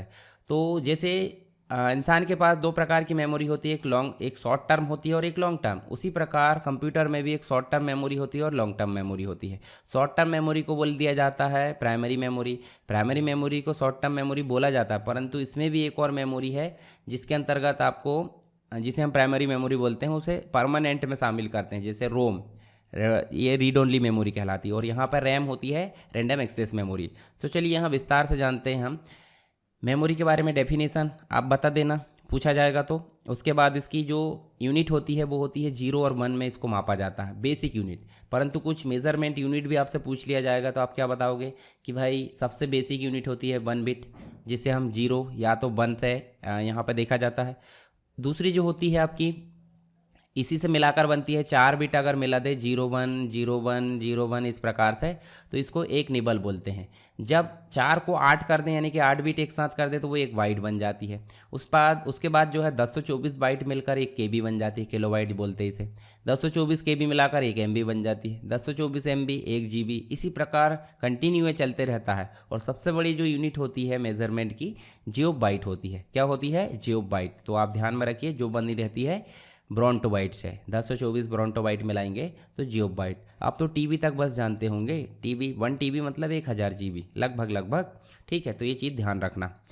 चलिए मेमोरी के बारे में अगर देखें तो एक ओवरव्यू देख लेते हैं। प्राइमरी मेमोरी में आपको कौन कौन सी चीज़ें शामिल की जाती है। एक तो सीपीयू की मेमोरी, मैंने बताया था रजिस्टर होती है, कैश होती है, या अस्थायी मेमोरी होती है। वॉलेटाइल मेमोरी को भी अस्थायी मेमोरी बोलते हैं। रैम है, जैसे एस रैम है, डी रैम है और virtual RAM. Non volatile memory भी प्राइमरी मेमोरी का हिस्सा है, परंतु ये जो होती है स्थायी होती है। क्यों? क्योंकि read only memory P ROM है, ईपी रोम और डबल ईपी रोम। फिर सेकेंडरी मेमोरी की बात करें तो सेकेंडरी मेमोरी में 2 कैटेगरी आ जाती है। तो सिक्वेंशियल, जिसमें टेप आ जाता है, सीक्वेंस से स्टोर होता है, सीक्वेंस से रीड होता है। डायरेक्ट स्टोरेज से बात करें तो कहीं से भी स्टोर कर सकते हैं और कहीं से भी इसको रीड कर सकते हैं, जैसे मैग्नेटिक डिस्क, हार्ड डिस्क है और फ्लॉपी डिस्क। ऑप्टिकल डिस्क की अगर बात करें तो यहाँ सीडी है, सीडी रोम के अंतर्गत ये प्रकार है, डीवीडी है, ब्लू रे डिस्क है और होलोग्राफी वीडियो डिस्क है। उसके बाद आप देखोगे तो आपको फ्लैश ड्राइव देखने को मिलेगी। फ्लैश ड्राइव में आपको एसएसडी भी देखने को मिल जाएगी, जो कि आपकी क्या देखने को मिल जाती है आजकल, स्टोरेज मुख्य देखने को मिल जाती है। तो चलिए, कार्ड है, पेन ड्राइव है, एसएसडी है, इनके बारे में थोड़ा सा जान लेते हैं। तो देखिए यहाँ कैश मेमोरी किसे बोलते हैं। यहाँ आप देखोगे तो मेन मेमोरी में कोई भी इंस्ट्रक्शन हम जो देते हैं वो स्टोर होता है, परंतु सीपीयू अलग होता है। तो मेन मेमोरी से सीपीयू के बीच में ब्रिज का काम कौन करती है? Cache memory. और ये मेन मेमोरी से फास्ट होती है। और यहाँ पे सीपीयू की अपनी खुद की मेमोरी होती है, जिसे रजिस्टर बोला जाता है। क्या बोला जाता है? रजिस्टर बोला जाता है। सेकेंडरी मेमोरी तो आप समझते हैं, हार्ड डिस्क है, फ्लॉपी डिस्क है। मेन मेमोरी में रैम आ जाएगी। तो चलिए उन्हीं के बारे में देख लेते हैं। तो यहाँ देखिए, जो मेमोरी होती है प्राइमरी, उसके अंतर्गत रैम होती है और रोम होती है। रैम का प्रकार स्टैटिक रैम हो जाता है और डायनेमिक रैम। और रोम में आपको P ROM, programmable read only memory, EP ROM यानी कि इलेक्ट्रिकली प्रोग्रामेबल, ये erasable programmable read only memory हो जाती है। और ये इलेक्ट्रिकली इरेजेबल हो जाती है। ठीक है, यहाँ पे अल्ट्रावायलेट किरणों के माध्यम से इरेज होता है और यहाँ पे इलेक्ट्रिकली तरंगों के माध्यम से, पर यहाँ पे इरेज करना पॉसिबल नहीं होता। अब एस रैम क्या होती है? एस रैम जो होती है डी रैम के अपेक्षा ज़्यादा देर तक डेटा को स्टोर करके रखती है, पर डी रैम जो है थोड़े थोड़े समय बाद, यानी कि जैसे ही रिफ्रेश मारा गया, मतलब रिफ्रेश किया गया, तो यहाँ से डेटा आपका डिलीट हो जाता है। और ये महंगी होती है। डी रैम क्या होती है? स्टैटिक रैम की अपेक्षा काफ़ी महंगी होती है। चलिए आगे देख लेते हैं हम। तो डी रैम जो आपका रैम होती है, रैम के कुछ वर्जन आए हैं, जैसे DDR1 है, DDR2, DDR4, DDR यहाँ DDR5 भी आ गया है। DDR5 लेटेस्ट है, काफ़ी ज़्यादा कैपेसिटी होती है इसकी। तो ये आप देख सकते हैं। यहाँ देखिए कंप्यूटर की स्टोरेज, तो आपको यहाँ जो है कुछ एक्सटर्नल ड्राइव देखने को मिलेगी, जैसे पेन ड्राइव है, CD है, टेप ड्राइव है। ये ऑफलाइन ड्राइव कहलाती है, मतलब एक प्रकार से एक्सटर्नल। और जो ऑनलाइन लगी होती है वो हार्ड डिस्क है, SSD है। और रैम जो होती है इंस्ट्रक्शन को स्टोर करती है, प्राइमरी मेमोरी। कैश जो है रैम से डेटा को CPU तक ले जाती है, और CPU के अंदर तुरंत अगर स्टोर करना तो रजिस्टर की ज़रूरत पड़ती है। तो कुछ इस प्रकार से आप मेमोरी को समझ सकते हैं। तो प्राइमरी मेमोरी के बारे में लिख देना डायनेमिक रैम और स्टैटिक रैम के बारे में, ठीक है। इसके अलावा डायनेमिक रैम है, स्टैटिक रैम है, दोनों में आप अंतर यहाँ पढ़ सकते हैं। इसके बाद आपको वर्चुअल रैम देखने को मिल जाता है। वर्चुअल रैम होती क्या है समझ लीजिए। आपके पास CPU है, CPU के बाद आपके पास में एक रैम भी है, मतलब जिसमें डेटा स्टोर होता है। कभी कभी ऐसी प्रोसेसिंग हो जाती है कि रैम की कैपेसिटी से ओवरलोड हो जाता है, तो उसी ओवरलोड कैपेसिटी को कम करने के लिए हम हार्ड डिस्क से कुछ हिस्सा उधार ले लेते हैं, 1 GB 2 GB। तो उस उधार वाले हिस्से को क्या बोल देते हैं? वर्चुअल मेमोरी, वर्चुअल रैम बोल सकते हैं, वर्चुअल मेमोरी। तो आप समझ जाना इस चीज़ को। इसके बाद रोम है, रीड ओनली मेमोरी। तो इसके बारे में मैंने आपको बेसिक चीज़ें बता दी, आप यहाँ पढ़ लेना। सेकेंडरी स्टोरेज के अंतर्गत आपको सबसे इंपॉर्टेंट देखने को मिल जाती है हार्ड डिस्क। देखिए हार्ड डिस्क आपको देखने को मिल जाती है और दूसरी SSD, दोनों में आपको अंतर यहाँ पूछ लिया जाता है। तो हार्ड डिस्क में ये स्ट्रक्चर है, हालांकि ये स्ट्रक्चर नहीं बनाना आपको, ये चिप लेवल की होती है। तो स्ट्रक्चर कैसा बनाना है, ये वाला बनाना है। हार्ड डिस्क की संरचना को समझाइए तो आप स्ट्रक्चर ये वाला बनाओगे। देखिए आर्म असेंबली है, इसके बाद आप रीड राइट हेड बना दोगे, स्पाइंडल बना दोगे, गोल गोल चकती बना दोगे, इसी में ट्रैक और सेक्टर बना दोगे। ये कंप्लीट जो बंधी रहती है उसको सिलेंडर बोलते हैं और ये चकती को प्लेटर बोलते हैं। तो इस प्रकार से आप इसको समझा सकते हैं और इसकी कार्यविधि को समझा देना कि भाई जितनी ज़्यादा आरपीएम होगी उतना ही ज़्यादा इसका जो है क्या होगा, इस read write speed, read write जो है वो जल्दी होगी और महंगी भी आएगी। तो जैसे 5400 रहती है या 7200, लेटेस्ट वाली में ज़्यादा देखने को मिल जाती है। हालांकि हार्ड डिस्क जो है चलन से थोड़ी थोड़ी बाहर हो रही, क्योंकि इसकी जगह किसने ले लिया है, सॉलिड स्टेट ड्राइव ने, यानी कि एसएसडी ने ले लिया है। इसके बाद इसमें जो है सीक टाइम होता है, लेटेंसी टाइम, ट्रांसफ़र रेट, इन सभी के बारे में आप पढ़ लेना तो आपको लिखने में काफ़ी हेल्प होगी। अब बात करते हैं एसएसडी की, सॉलिड स्टेट ड्राइव की। ठीक है, ये भी आपकी स्थायी होती है, नॉन वॉलेटाइल होती है। इसके बाद इसमें देखें हार्ड डिस्क से ज़्यादा महंगी होती है, हार्ड डिस्क से ज़्यादा स्टोर करने की क्षमता यहाँ पे कम होती है, मतलब महंगी आती है। जो आपकी मान लो 500 जीबी की हार्ड डिस्क आप लेते हो और 500 जीबी की एसएसडी लेते हो तो एसएसडी महंगी आएगी, परंतु स्पीड इसकी ज़्यादा रहेगी। किसकी, एसएसडी की। एसएसडी के भी अलग अलग वर्जन आते हैं, यानी कि हार्ड डिस्क का अपग्रेडेड वर्जन है। इसमें आप वर्जन जो आपके टाइप है ये SATA एसएसडी आती है, M SATA आती है, M.2 आती है, हार्ड डिस्क और एसएसडी से मिलकर आती है, और लेटेस्ट जो है NVMe आती है। NVMe जो है काफ़ी लेटेस्ट वाली एसएसडी है, तो आप इनको ध्यान में रख लेना। इसके बाद हमारे सामने जो एग्ज़ाम में क्वेश्चन आता है वो आपको ध्यान में रखना है। ये तो फ्लॉपी डिस्क है, फ्लॉपी डिस्क आप पढ़ लेना एक बार। इस प्रकार इसका स्ट्रक्चर होता है, गोल जो आपको चकती दिख रही है, रीड राइट हेड इसमें भी होता है। ठीक है, और इसमें भी आपको जो है बहुत सारे जो एक प्रकार से manual, right protect notch, disk jacket है, डिस्क हब सेंटरिंग होल है, इंडेक्स होल है, अलाइनमेंट स्लॉट है, एक्सेस स्लॉट है, यूज़र लेवल है, मैन्युफैक्चरिंग लेवल, ये सारी चीज़ें आपको देखने को मिल जाती है। इसके बाद देखिए फ्लॉपी डिस्क के बारे में आप पढ़ोगे तो ये सीडी के बारे में आपसे पूछा जा सकता है, हालांकि नहीं पूछा गया है अभी। मैं जो पढ़ा रहा हूँ उसमें आपको ये नहीं पढ़ा रहा हूँ, डिटेल वीडियो में आपको ये चीज़ें देखने को मिल जाएगी।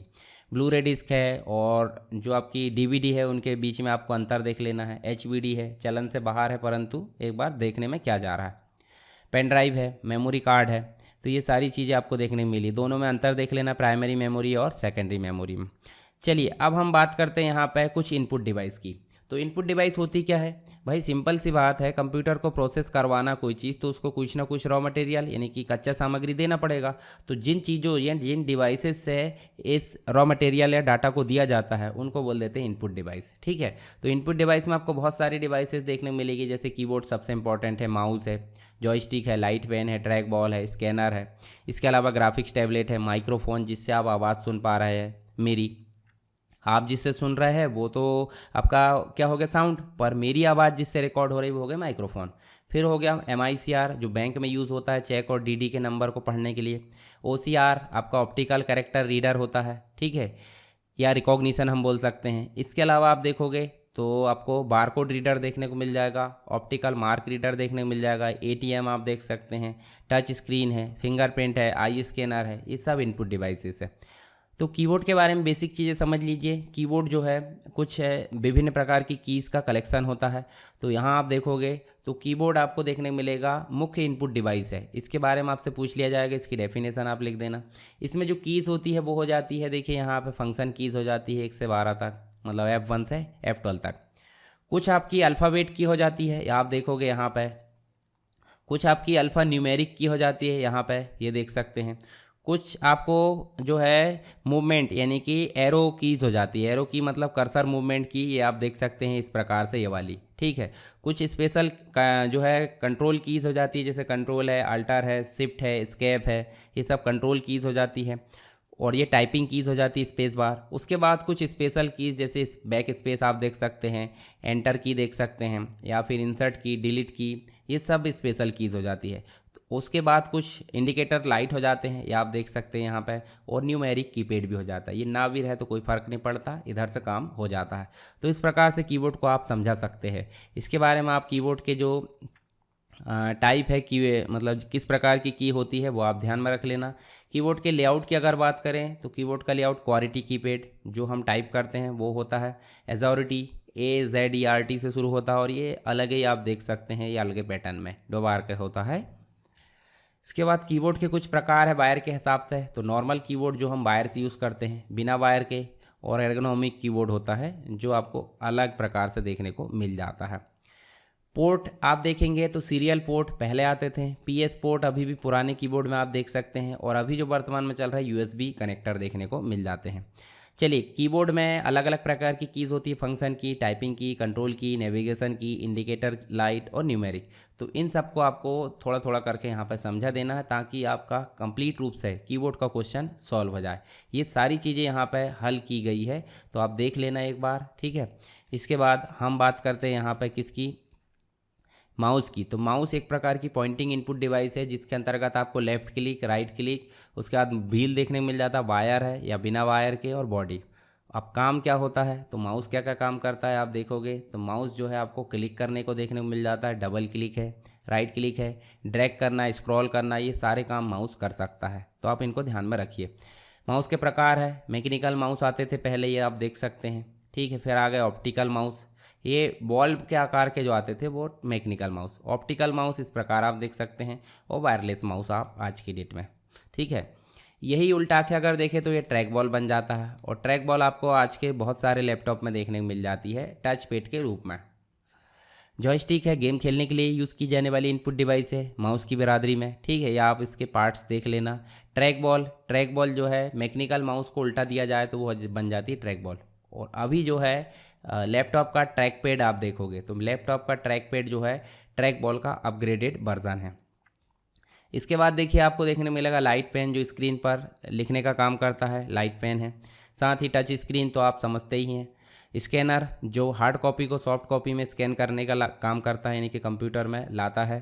साथ ही फिंगरप्रिंट आपने देखे होंगे जो हमारी फिंगर्स को इनपुट के रूप में कंप्यूटर में ले जाता है। आई स्कैनर रेटिना को स्कैन करने का काम करता है। विभिन्न प्रकार की लाइंस इस प्रकार से बनी होती है, इनको रीड करने का काम करता है बारकोड रीडर। शॉपिंग मॉल में आपने देखा होगा, कहीं भी आप इस प्रकार की चीज़ें देख सकते हैं। इसके बाद OMR, जो इस प्रकार का एग्ज़ाम होता है, इसको रीड करने का काम कौन करती है, OMR मशीन, OMR रीडर, ठीक है, ऑप्टिकल मार्क रीडर।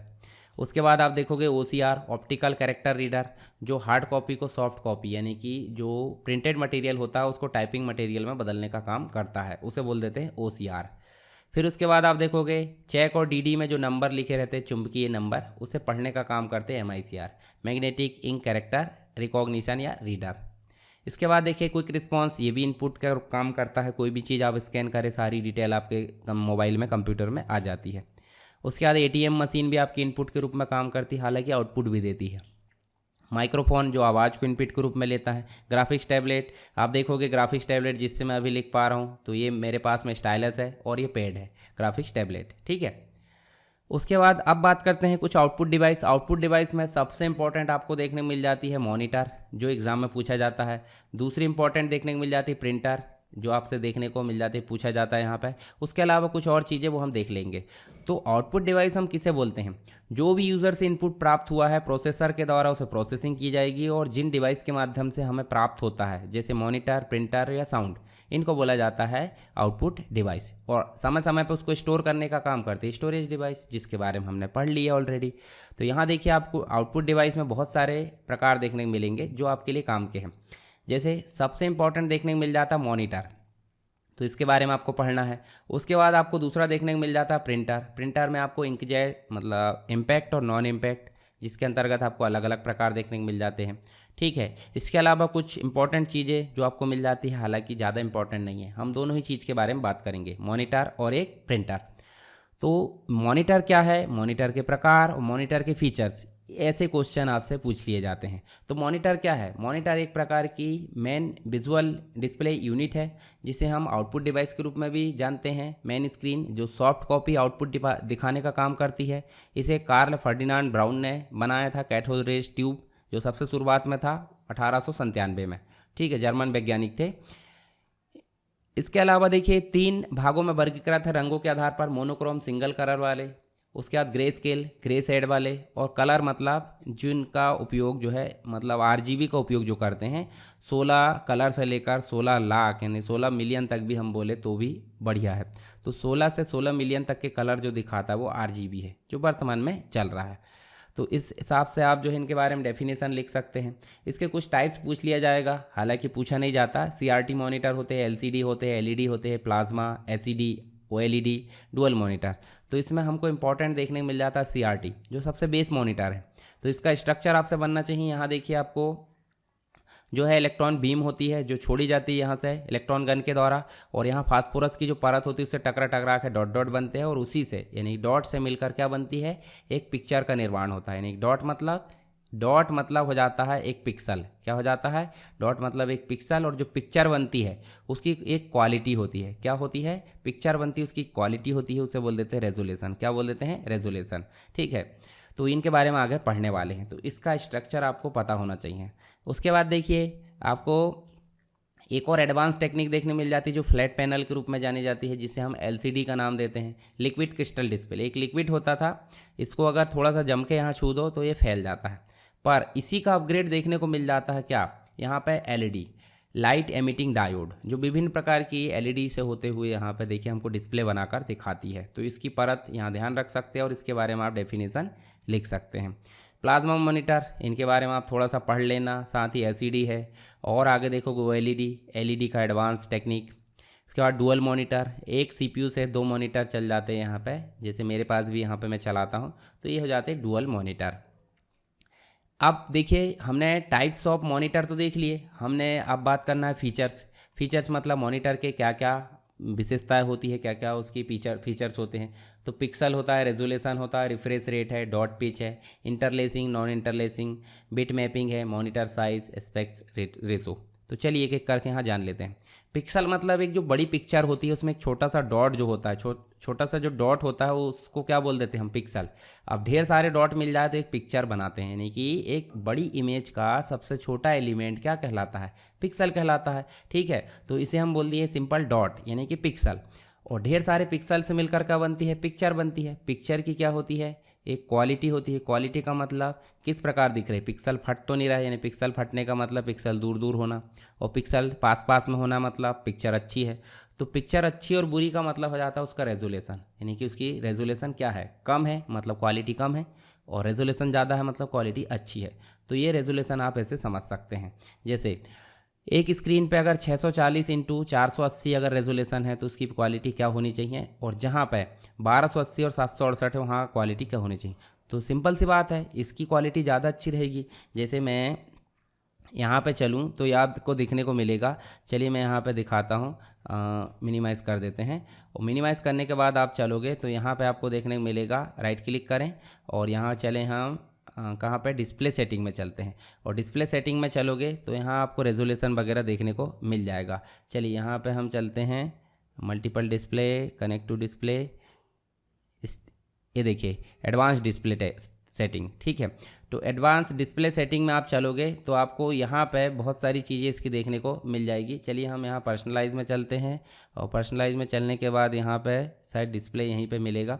चलिए यहाँ पे आप जो है क्या करना, अपने कंप्यूटर में राइट क्लिक करना, आप इस प्रकार का मेनू आएगा जिसमें आपको डिस्प्ले सेटिंग दिखेगी, और डिस्प्ले सेटिंग में आपको यहाँ पे क्या दिखेगा? रेजोल्यूशन भी देखने को मिल जाएगा। तो उस रेजोल्यूशन को आप देखोगे तो आपको इसी प्रकार से देखने को मिलेगा। जैसे मेरे पास में रेजोल्यूशन जो है वो कैसे देखने को मिलता है?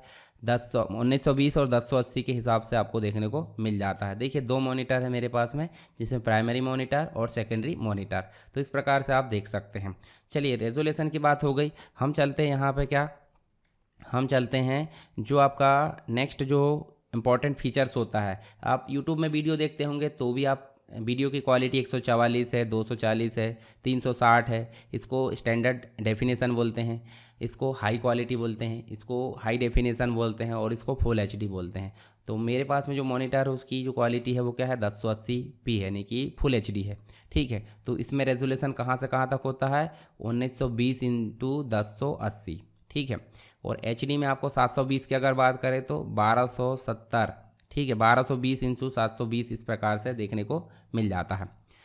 रिफ्रेश रेट की अगर बात करें तो मॉनिटर में जिस हिसाब से पिक्चर बदलती है उसे वो रिफ्रेश रेट बोलते हैं। अगर उसकी हर्ट्ज कम रही तो ऐसे देखिए पिक्चर शक्तिमान बनेगी, शक्तिमान बनता है कि नहीं, ऐसे ही। और अगर पिक्चर शक्तिमान नहीं बनी तो इसका मतलब हर्ट जो है रिफ्रेश रेट ज़्यादा है। तो रिफ्रेश रेट पिक्चर के बदलाव को दर्शाता है। डॉट पिच जो है दोनों के बीच की दूरी, यानी कि एक पिक्सल से दूसरे पिक्सल की दूरी कितनी होनी चाहिए। कम है तो इसका मतलब पिक्चर क्वालिटी अच्छी है, और दूरी ज़्यादा है इसका मतलब पिक्चर क्वालिटी ख़राब है। तो यहाँ से डॉट पिच यहाँ मापी जाती है। उसके बाद इंटरलेसिंग, नॉन इंटरलेसिंग। इंटरलेसिंग जो है पुरानी टेक्निक है, आधी लाइन ही है डिस्प्ले करता था, परंतु नॉन इंटरलेसिंग को प्रोग्रेसिव स्कैन बोलते हैं। यहाँ पे ये पूरी लाइन को डिस्प्ले करता है। तो अभी वर्तमान में नॉन इंटरलेसिंग टेक्निक चल रही है, जो कि आपकी काफ़ी अच्छी है। उसके बाद आपको बिट मैपिंग। पहले जो है सिर्फ टेक्स्ट को मापा जाता था, अभी पिक्चर और टेक्स्ट दोनों को यहाँ पे माप लिया जाता है, डिस्प्ले करा लिया जाता है मॉनिटर में। इसी को बोल देते हैं यहाँ पे बिट मैपिंग। इसके बाद मॉनिटर के साइज़ अलग अलग प्रकार के हो सकते हैं, जैसे 27 इंच हो सकता है, 24 इंच हो सकता है, या फिर आप 22 देख सकते हैं, 21 है। ऐसे एस्पेक्ट्स मतलब कंप्लीट रूप से तो नहीं आते, 21.5 आ जाते हैं, 19.5 आ जाते हैं, 18.5 आ जाते हैं। इस प्रकार से आपको मॉनिटर के साइज़ देखने को मिल जाते हैं। अब इनका रेशो भी अलग अलग देखने को मिल जाता है। तो रेशो कैसे भाई, कुछ चौकोन मॉनिटर होते हैं 4:3 में, कुछ जो होते हैं आपके लैंडस्केप होते हैं जिसमें आपको 16:9, और कुछ 21:9 ऐसे जो है लैंडस्केप ज़्यादा ही देखने को मिल जाते हैं। तो ये आपको मॉनिटर देखने को मिल जाते हैं। चलिए, वीडियो स्टैंडर्ड आपसे क्वेश्चन में पूछा जाएगा, वीडियो स्टैंडर्ड को समझाइए। तो सिंपल सी बात है, वीडियो स्टैंडर्ड क्या है? जो मॉनिटर में डिस्प्ले होने के लिए जो तकनीक यूज़ की जाती है उसे हम वीडियो स्टैंडर्ड बोलते हैं। यानी कि वीडियो तकनीक में दिन प्रतिदिन क्या हो रहा है, सुधार हो रहा है, और बहुत सारे प्रकार यहाँ देखने को मिल जाते हैं। जैसे CGA, ठीक है, CGA का मतलब होता है कलर ग्राफिक्स एडाप्टर, जो शुरुआत में आया था, फिर आ गया एनहेंस, इसी में एक्सटेंड कर दिया गया, फिर BGA आ गया, और BGA आप समझते होंगे, BGA जो केबल होती है, फिर एक्सटेंडेड आ गया, और फिर SVGA। तो लेटेस्ट जो चल रहा है वो SVGA है। चलिए थोड़ा थोड़ा जान लेते हैं सबके बारे में, ताकि एग्जाम में आप लिख पाओ। देखिए यहाँ पे कलर ग्राफिक्स एडाप्टर जो है CGA बोला जाता है। 1981 में इसको इंटरनेशनल बिजनेस मशीन नामक कंपनी ने इसको बनाया था, और डिस्प्ले जो है 4 रंगों को प्रदर्शित करने की क्षमता है। इसका जो पिक्सल होता है 320x200 पिक्सल यहाँ पे देखने को मिल जाता है। तो ये कैपेसिटी आप ध्यान में रख सकते हैं। और यहाँ देखिए विंडोज़ के साधारण जो गेम्स होते हैं उसके प्रयोग में आती थी, और यहाँ देखिए ग्राफिक्स या इमेज के लिए पर्याप्त नहीं थी। फिर एनहेंस किया गया, तो देखिए 1984 में आप देख सकते हैं डिस्प्ले सिस्टम 16 अलग अलग रंगों को प्रदर्शित करता था। CG की अपेक्षा ये अधिक बेहतर था। इसमें थोड़े से पिक्सल यहाँ अपग्रेड कर दिए गए थे, और ग्राफिक्स और DTP के लिए उपयुक्त नहीं था ये भी। फिर उसके बाद अपग्रेड किया गया 1987 में, जिसे VGA बोला जाता है। और यहाँ देखिए जो है 16 कलर, यानी कि 640x480 पिक्सल यहाँ देखने को मिल जाता है। 256 कलर यहाँ पे प्रयोग किए जाते हैं, और ये काफ़ी ज़्यादा में इसका उपयोग किया जाता है। ये BGA केबल भी आप जानते होंगे। उसके बाद आप देखोगे एक्सटेंडेड ग्राफिक्स। एक्सटेंडेड ग्राफिक्स मतलब 1990 में आया, इसका रेजोल्यूशन भी बढ़ गया। देखिए यहाँ पे जो है इतने मिलियन कलर, मतलब एक प्रकार से 65,536 मिलियन कलर यहाँ पे दिखाने लगा, और देखिए रेजोल्यूशन 1024x768 इसका प्रदर्शन था। फिर सुपर BGA यानी कि SVGA देखने को मिला, जो कि 1,60,00,000 कलर को डिस्प्ले करता था। इसमें देखिए पिक्सल अभी वर्तमान में देखें तो 1280, 1024 या 1600, 1200, या फिर 1920 और 1080 देखने को मिल जाता है। तो इसके कुछ फीचर्स है, आप ऐसा टेबल बना सकते हैं, जो जो हमने पढ़े हैं, जैसे BGA पढ़े हैं हमने, ठीक है, SVGA पढ़े, XGA पढ़े, तो इनको आप जो है टेबल के फॉर्मेट में बता सकते हैं, कितने पिक्सल, कैसा रेशो था, सारी चीज़ें। अब एग्जाम में ये क्वेश्चन पूछा जाता है, प्रिंटर क्या है, प्रिंटर के प्रकार को समझाइए, इम्पैक्ट और नॉन इम्पैक्ट प्रिंटर क्या होता है। तो प्रिंटर एक प्रकार का आउटपुट डिवाइस है, जो कि हार्ड कॉपी यानी कि प्रिंट करके हमको आउटपुट देता है, ठीक है। और ये अलग अलग कैटेगरी में होते हैं, जैसे इम्पैक्ट और नॉन इम्पैक्ट। तो इम्पैक्ट की अगर बात करें, जो अपना प्रभाव खटखिट खटखिट आवाज़ करते हैं, जैसे टाइपराइटर है, तो इन्हें इम्पैक्ट प्रिंटर बोलते हैं। तो ऐसे ही टाइपराइटर की बरादरी वाले देखने को मिल जाते हैं डॉट मैट्रिक्स प्रिंटर, डेजिबल प्रिंटर, या फिर लाइन प्रिंटर है, चेन प्रिंटर है, ड्रम प्रिंटर। देखिए आपने डॉट मैट्रिक्स तो देखा ही होगा, पोस्ट ऑफिस है, या फिर आप जो है पुराने समय में रेलवे में टिकट कटाने जाते थे, तो आपको इस प्रकार से आवाज़ करता हुआ और दोनों तरफ होल वाले जो कागज़ है वो यूज़ किए जाते थे, वो कहलाता था डॉट मैट्रिक्स प्रिंटर। तो अलग अलग पिन यहाँ पे होती है इसकी कैपेसिटी के हिसाब से, ठीक है, प्रिंट हेड के माध्यम से ये छाप देता है। उसके बाद आप देखोगे तो इसकी जो है गति को CPS यानी कैरेक्टर पर सेकंड में मापा जाता है। तो ये आप ध्यान में रखना। उसका डेसिबल है, गुलबहार के फूल के आकार का इसका आकार होता है, इस कारण इसको डेसिबल प्रिंटर बोला जाता है। और ये भी एक प्रकार का इम्पैक्ट प्रिंटर है, ठीक है। तो यहाँ इसके बारे में आप देख लेना। साथ ही लाइन प्रिंटर जो है ये भी एक प्रकार का इम्पैक्ट प्रिंटर है। और यहाँ देखिए 300 से 3000 लाइन प्रति मिनट ये छापने की कैपेसिटी रखता है। जैसे ड्रम है, चेन है, बैंड है, इसके कुछ प्रकार है। तो यहाँ आप देख सकते हैं ड्रम प्रिंटर, ये आप चित्र में देख लेना और थोड़ा सा इसके बारे में पढ़ लेना। चेन प्रिंटर आप देख सकते हैं और बैंड प्रिंटर। अब बात कर लेते हैं नॉन इम्पैक्ट प्रिंटर की। नॉन इम्पैक्ट प्रिंटर क्या होता है? नॉन इम्पैक्ट प्रिंटर ऐसा होता है जो कि प्रभाव करे बगैर क्या होता है, जैसे प्रिंट हेड है डायरेक्ट कागज़ पर क्या करता था, प्रभाव छोड़ता था, उसे बोल देते थे इम्पैक्ट प्रिंटर। पर ये कागज़ पर प्रभाव नहीं, ये किसी अन्य तरीके से मीडिएटर के तौर पर काम करता है। तो लेज़र के तौर पर काम करेगा, इंक के तौर पर काम करेगा, तो इसे बोल देते हैं हम non impact printer. High quality होती है इसकी, ठीक है। जैसे लेज़र प्रिंटर वर्तमान में आप देखते हैं हर जगह उपयोग होता है। फोटो प्रिंटर जो इंकजेट प्रिंटर है, portable printer, multifunctional printer, thermal printer. तो इनको एक बार दर्शन कर लेते हैं। जैसे आपसे एग्जाम में लेज़र प्रिंटर बस पूछा जाए तो आप इसका जो डायग्राम है, स्ट्रक्चर है, वो बना सकते हैं। इसमें आप देखोगे तो देखिए 1970 के दशक में ये जो है इसका उपयोग मेन फ्रेम में हो रहा है। 1980 के दशक में लेज़र प्रिंटर जो है $3000 था। आज की डेट में तो 20-25 हज़ार 10,000 से शुरू है। यहाँ देखिए इसके अंदर रैम भी यूज़ होती है। रैम मतलब इसकी खुद की एक मेमोरी होती है। इसके अंतर्गत जो क्वालिटी है उसको देखा जाता है DPI में, डॉट पर इंच में, ठीक है। और PPI में जो है पेपर पर मिनट, ये जो है छापने की कैपेसिटी यहाँ देखने को मिल जाती है। इसकी कुछ विशेषताएं हैं, जैसे हाई रेजोल्यूशन होता है, हाई प्रिंट स्पीड होती है, बड़ी मात्रा में ये प्रिंट करने के लिए उपयुक्त माना जाता है, और कम कीमत में ये प्रिंट यहाँ पर दे देता है। तो इसकी कुछ विशेषता है। कमी की अगर बात करें तो इंकजेट से काफ़ी महंगा होता है। टोनर और ड्रम बदलना काफ़ी महंगा पड़ता है, कहने की बातें हैं, कमी निकालना है तो, हालांकि उतना महंगा नहीं होता। फिर भी आप लिख सकते हैं इंकजेट प्रिंटर से बड़ा तथा भारी होता है, ये ठीक है। चलिए आगे देखिए थर्मल प्रिंटर। इस प्रकार का प्रिंटर जैसे टिकट काटने वाले या जो भी ATM में इस प्रकार का प्रिंटर यूज़ किया जाता है। फ़ोटो प्रिंटर, इंकजेट प्रिंटर या फ़ोटो प्रिंटर आप देख सकते हैं जहाँ से आप फ़ोटो प्रिंट करवाते हैं। फिर आप देखोगे तो इंकजेट प्रिंटर, तो आप यहाँ इस प्रकार देख सकते हैं जिसमें 3 कलर और 4 कलर का उपयोग किया जाता है नोज़ल का। साथ ही आप देखोगे तो पोर्टेबल प्रिंटर आपको देखने को मिल जाते हैं इस प्रकार से, कैंप वगैरह लगता है उसके लिए। मल्टीफंक्शनल में स्कैन, फोटोकॉपी और प्रिंट तीनों चीज़ें देखने को मिल जाती है। 3D प्रिंटर ये बाकी की चीज़ें हैं। उसके बाद प्लॉटर आप थोड़ा सा पढ़ लेना ताकि एग्जाम में आप चूके ना। डिटेल वीडियो और PDF में आप इसको ज़रूर पढ़ लेना। मेरा उद्देश्य है अभी क्वेश्चन को हल कराना। ये आउटपुट डिवाइस है सब, हेडफोन वगैरह, प्रोजेक्टर वगैरह। प्रोजेक्टर का डायग्राम आप ध्यान में रख लो। इसके बाद टच स्क्रीन आपने देखा ही होगा, तो ये चीज़ आपको ध्यान में रखना है यहाँ पे आउटपुट डिवाइस से रिलेटेड। चलिए एग्ज़ाम में क्वेश्चन पूछा जाता है कि सॉफ्टवेयर क्या है, सॉफ्टवेयर के प्रकार को समझाइए, या फिर अलग अलग प्रकार के क्वेश्चन पूछे गए जैसे कि डिवाइस ड्राइवर क्या होता है। डिवाइस ड्राइवर का मतलब एक प्रकार का सॉफ्टवेयर होता है। और यूटिलिटी प्रोग्राम क्या होते हैं, वो भी एक प्रकार का सॉफ्टवेयर। या फिर आपसे पूछ लिया जाता है कि एप्लीकेशन जो सॉफ्टवेयर है उनको समझाइए, या फिर लिस्ट दे दिया जाता है कि विभिन्न प्रकार के एप्लीकेशन प्रोग्राम को समझाइए। तो चलिए सभी के बारे में बात कर लेते हैं यहाँ पे, ताकि अलग अलग डायमेंशन से आपके क्वेश्चन जो है सॉल्व हो जाए। सबसे पहले तो बात होती है कि सॉफ्टवेयर क्या है। तो मैं बेसिक चीज़ें समझा देता हूँ ताकि एग्जाम में आप लिख सको। विभिन्न प्रकार के निर्देश जो होते हैं, जो क्रमशः लिखे जाते हैं, सीक्वेंस से लिखे जाते हैं। किसी भी काम को करने के लिए आप देखोगे तो अपने घरों में कोई काम करना तो विभिन्न स्टेप से होकर गुजरता है। उसी प्रकार अगर हमको कोई काम करना है कंप्यूटर में तो विभिन्न प्रकार के लाइन्स में इनको प्रोग्राम करना होता है। तो इन लाइन को बोल देते हैं इंस्ट्रक्शन, और इन्हीं इंस्ट्रक्शन के कलेक्शन को बोल दिया जाता है प्रोग्राम। प्रोग्राम मतलब सिंपल सी बात है, आप कंप्यूटर में फाइल को ओपन कर रहे हैं वो अलग प्रोग्राम, फाइल को सेव कर रहे हैं वो अलग प्रोग्राम, इसके अलावा आप जो है कोई लेटर को टाइप करके फॉर्मेट कर रहे हैं वो अलग प्रोग्राम, इसके साथ ही आप स्पेलिंग एंड ग्रामर चेक कर रहे हैं वो अलग प्रोग्राम। तो ये सब प्रोग्राम जो होते हैं अलग अलग प्रकार से, अलग अलग इंस्ट्रक्शन से मिलकर बने होते हैं, और इन्हीं प्रोग्राम के कलेक्शन को हम क्या बोल देते हैं, सॉफ्टवेयर। मोबाइल की बात करें तो यहाँ पे उसको ऐप बोल देते हैं। एप्लीकेशन मतलब एप्लीकेशन जो होता है उसे हम क्या बोल देते हैं, मोबाइल में ऐप, या फिर कंप्यूटर में बोले तो सॉफ्टवेयर बोल देते हैं। तो चलिए बेसिक डेफिनेशन तो आपसे बन गई, इनके बारे में आप लिख लेना।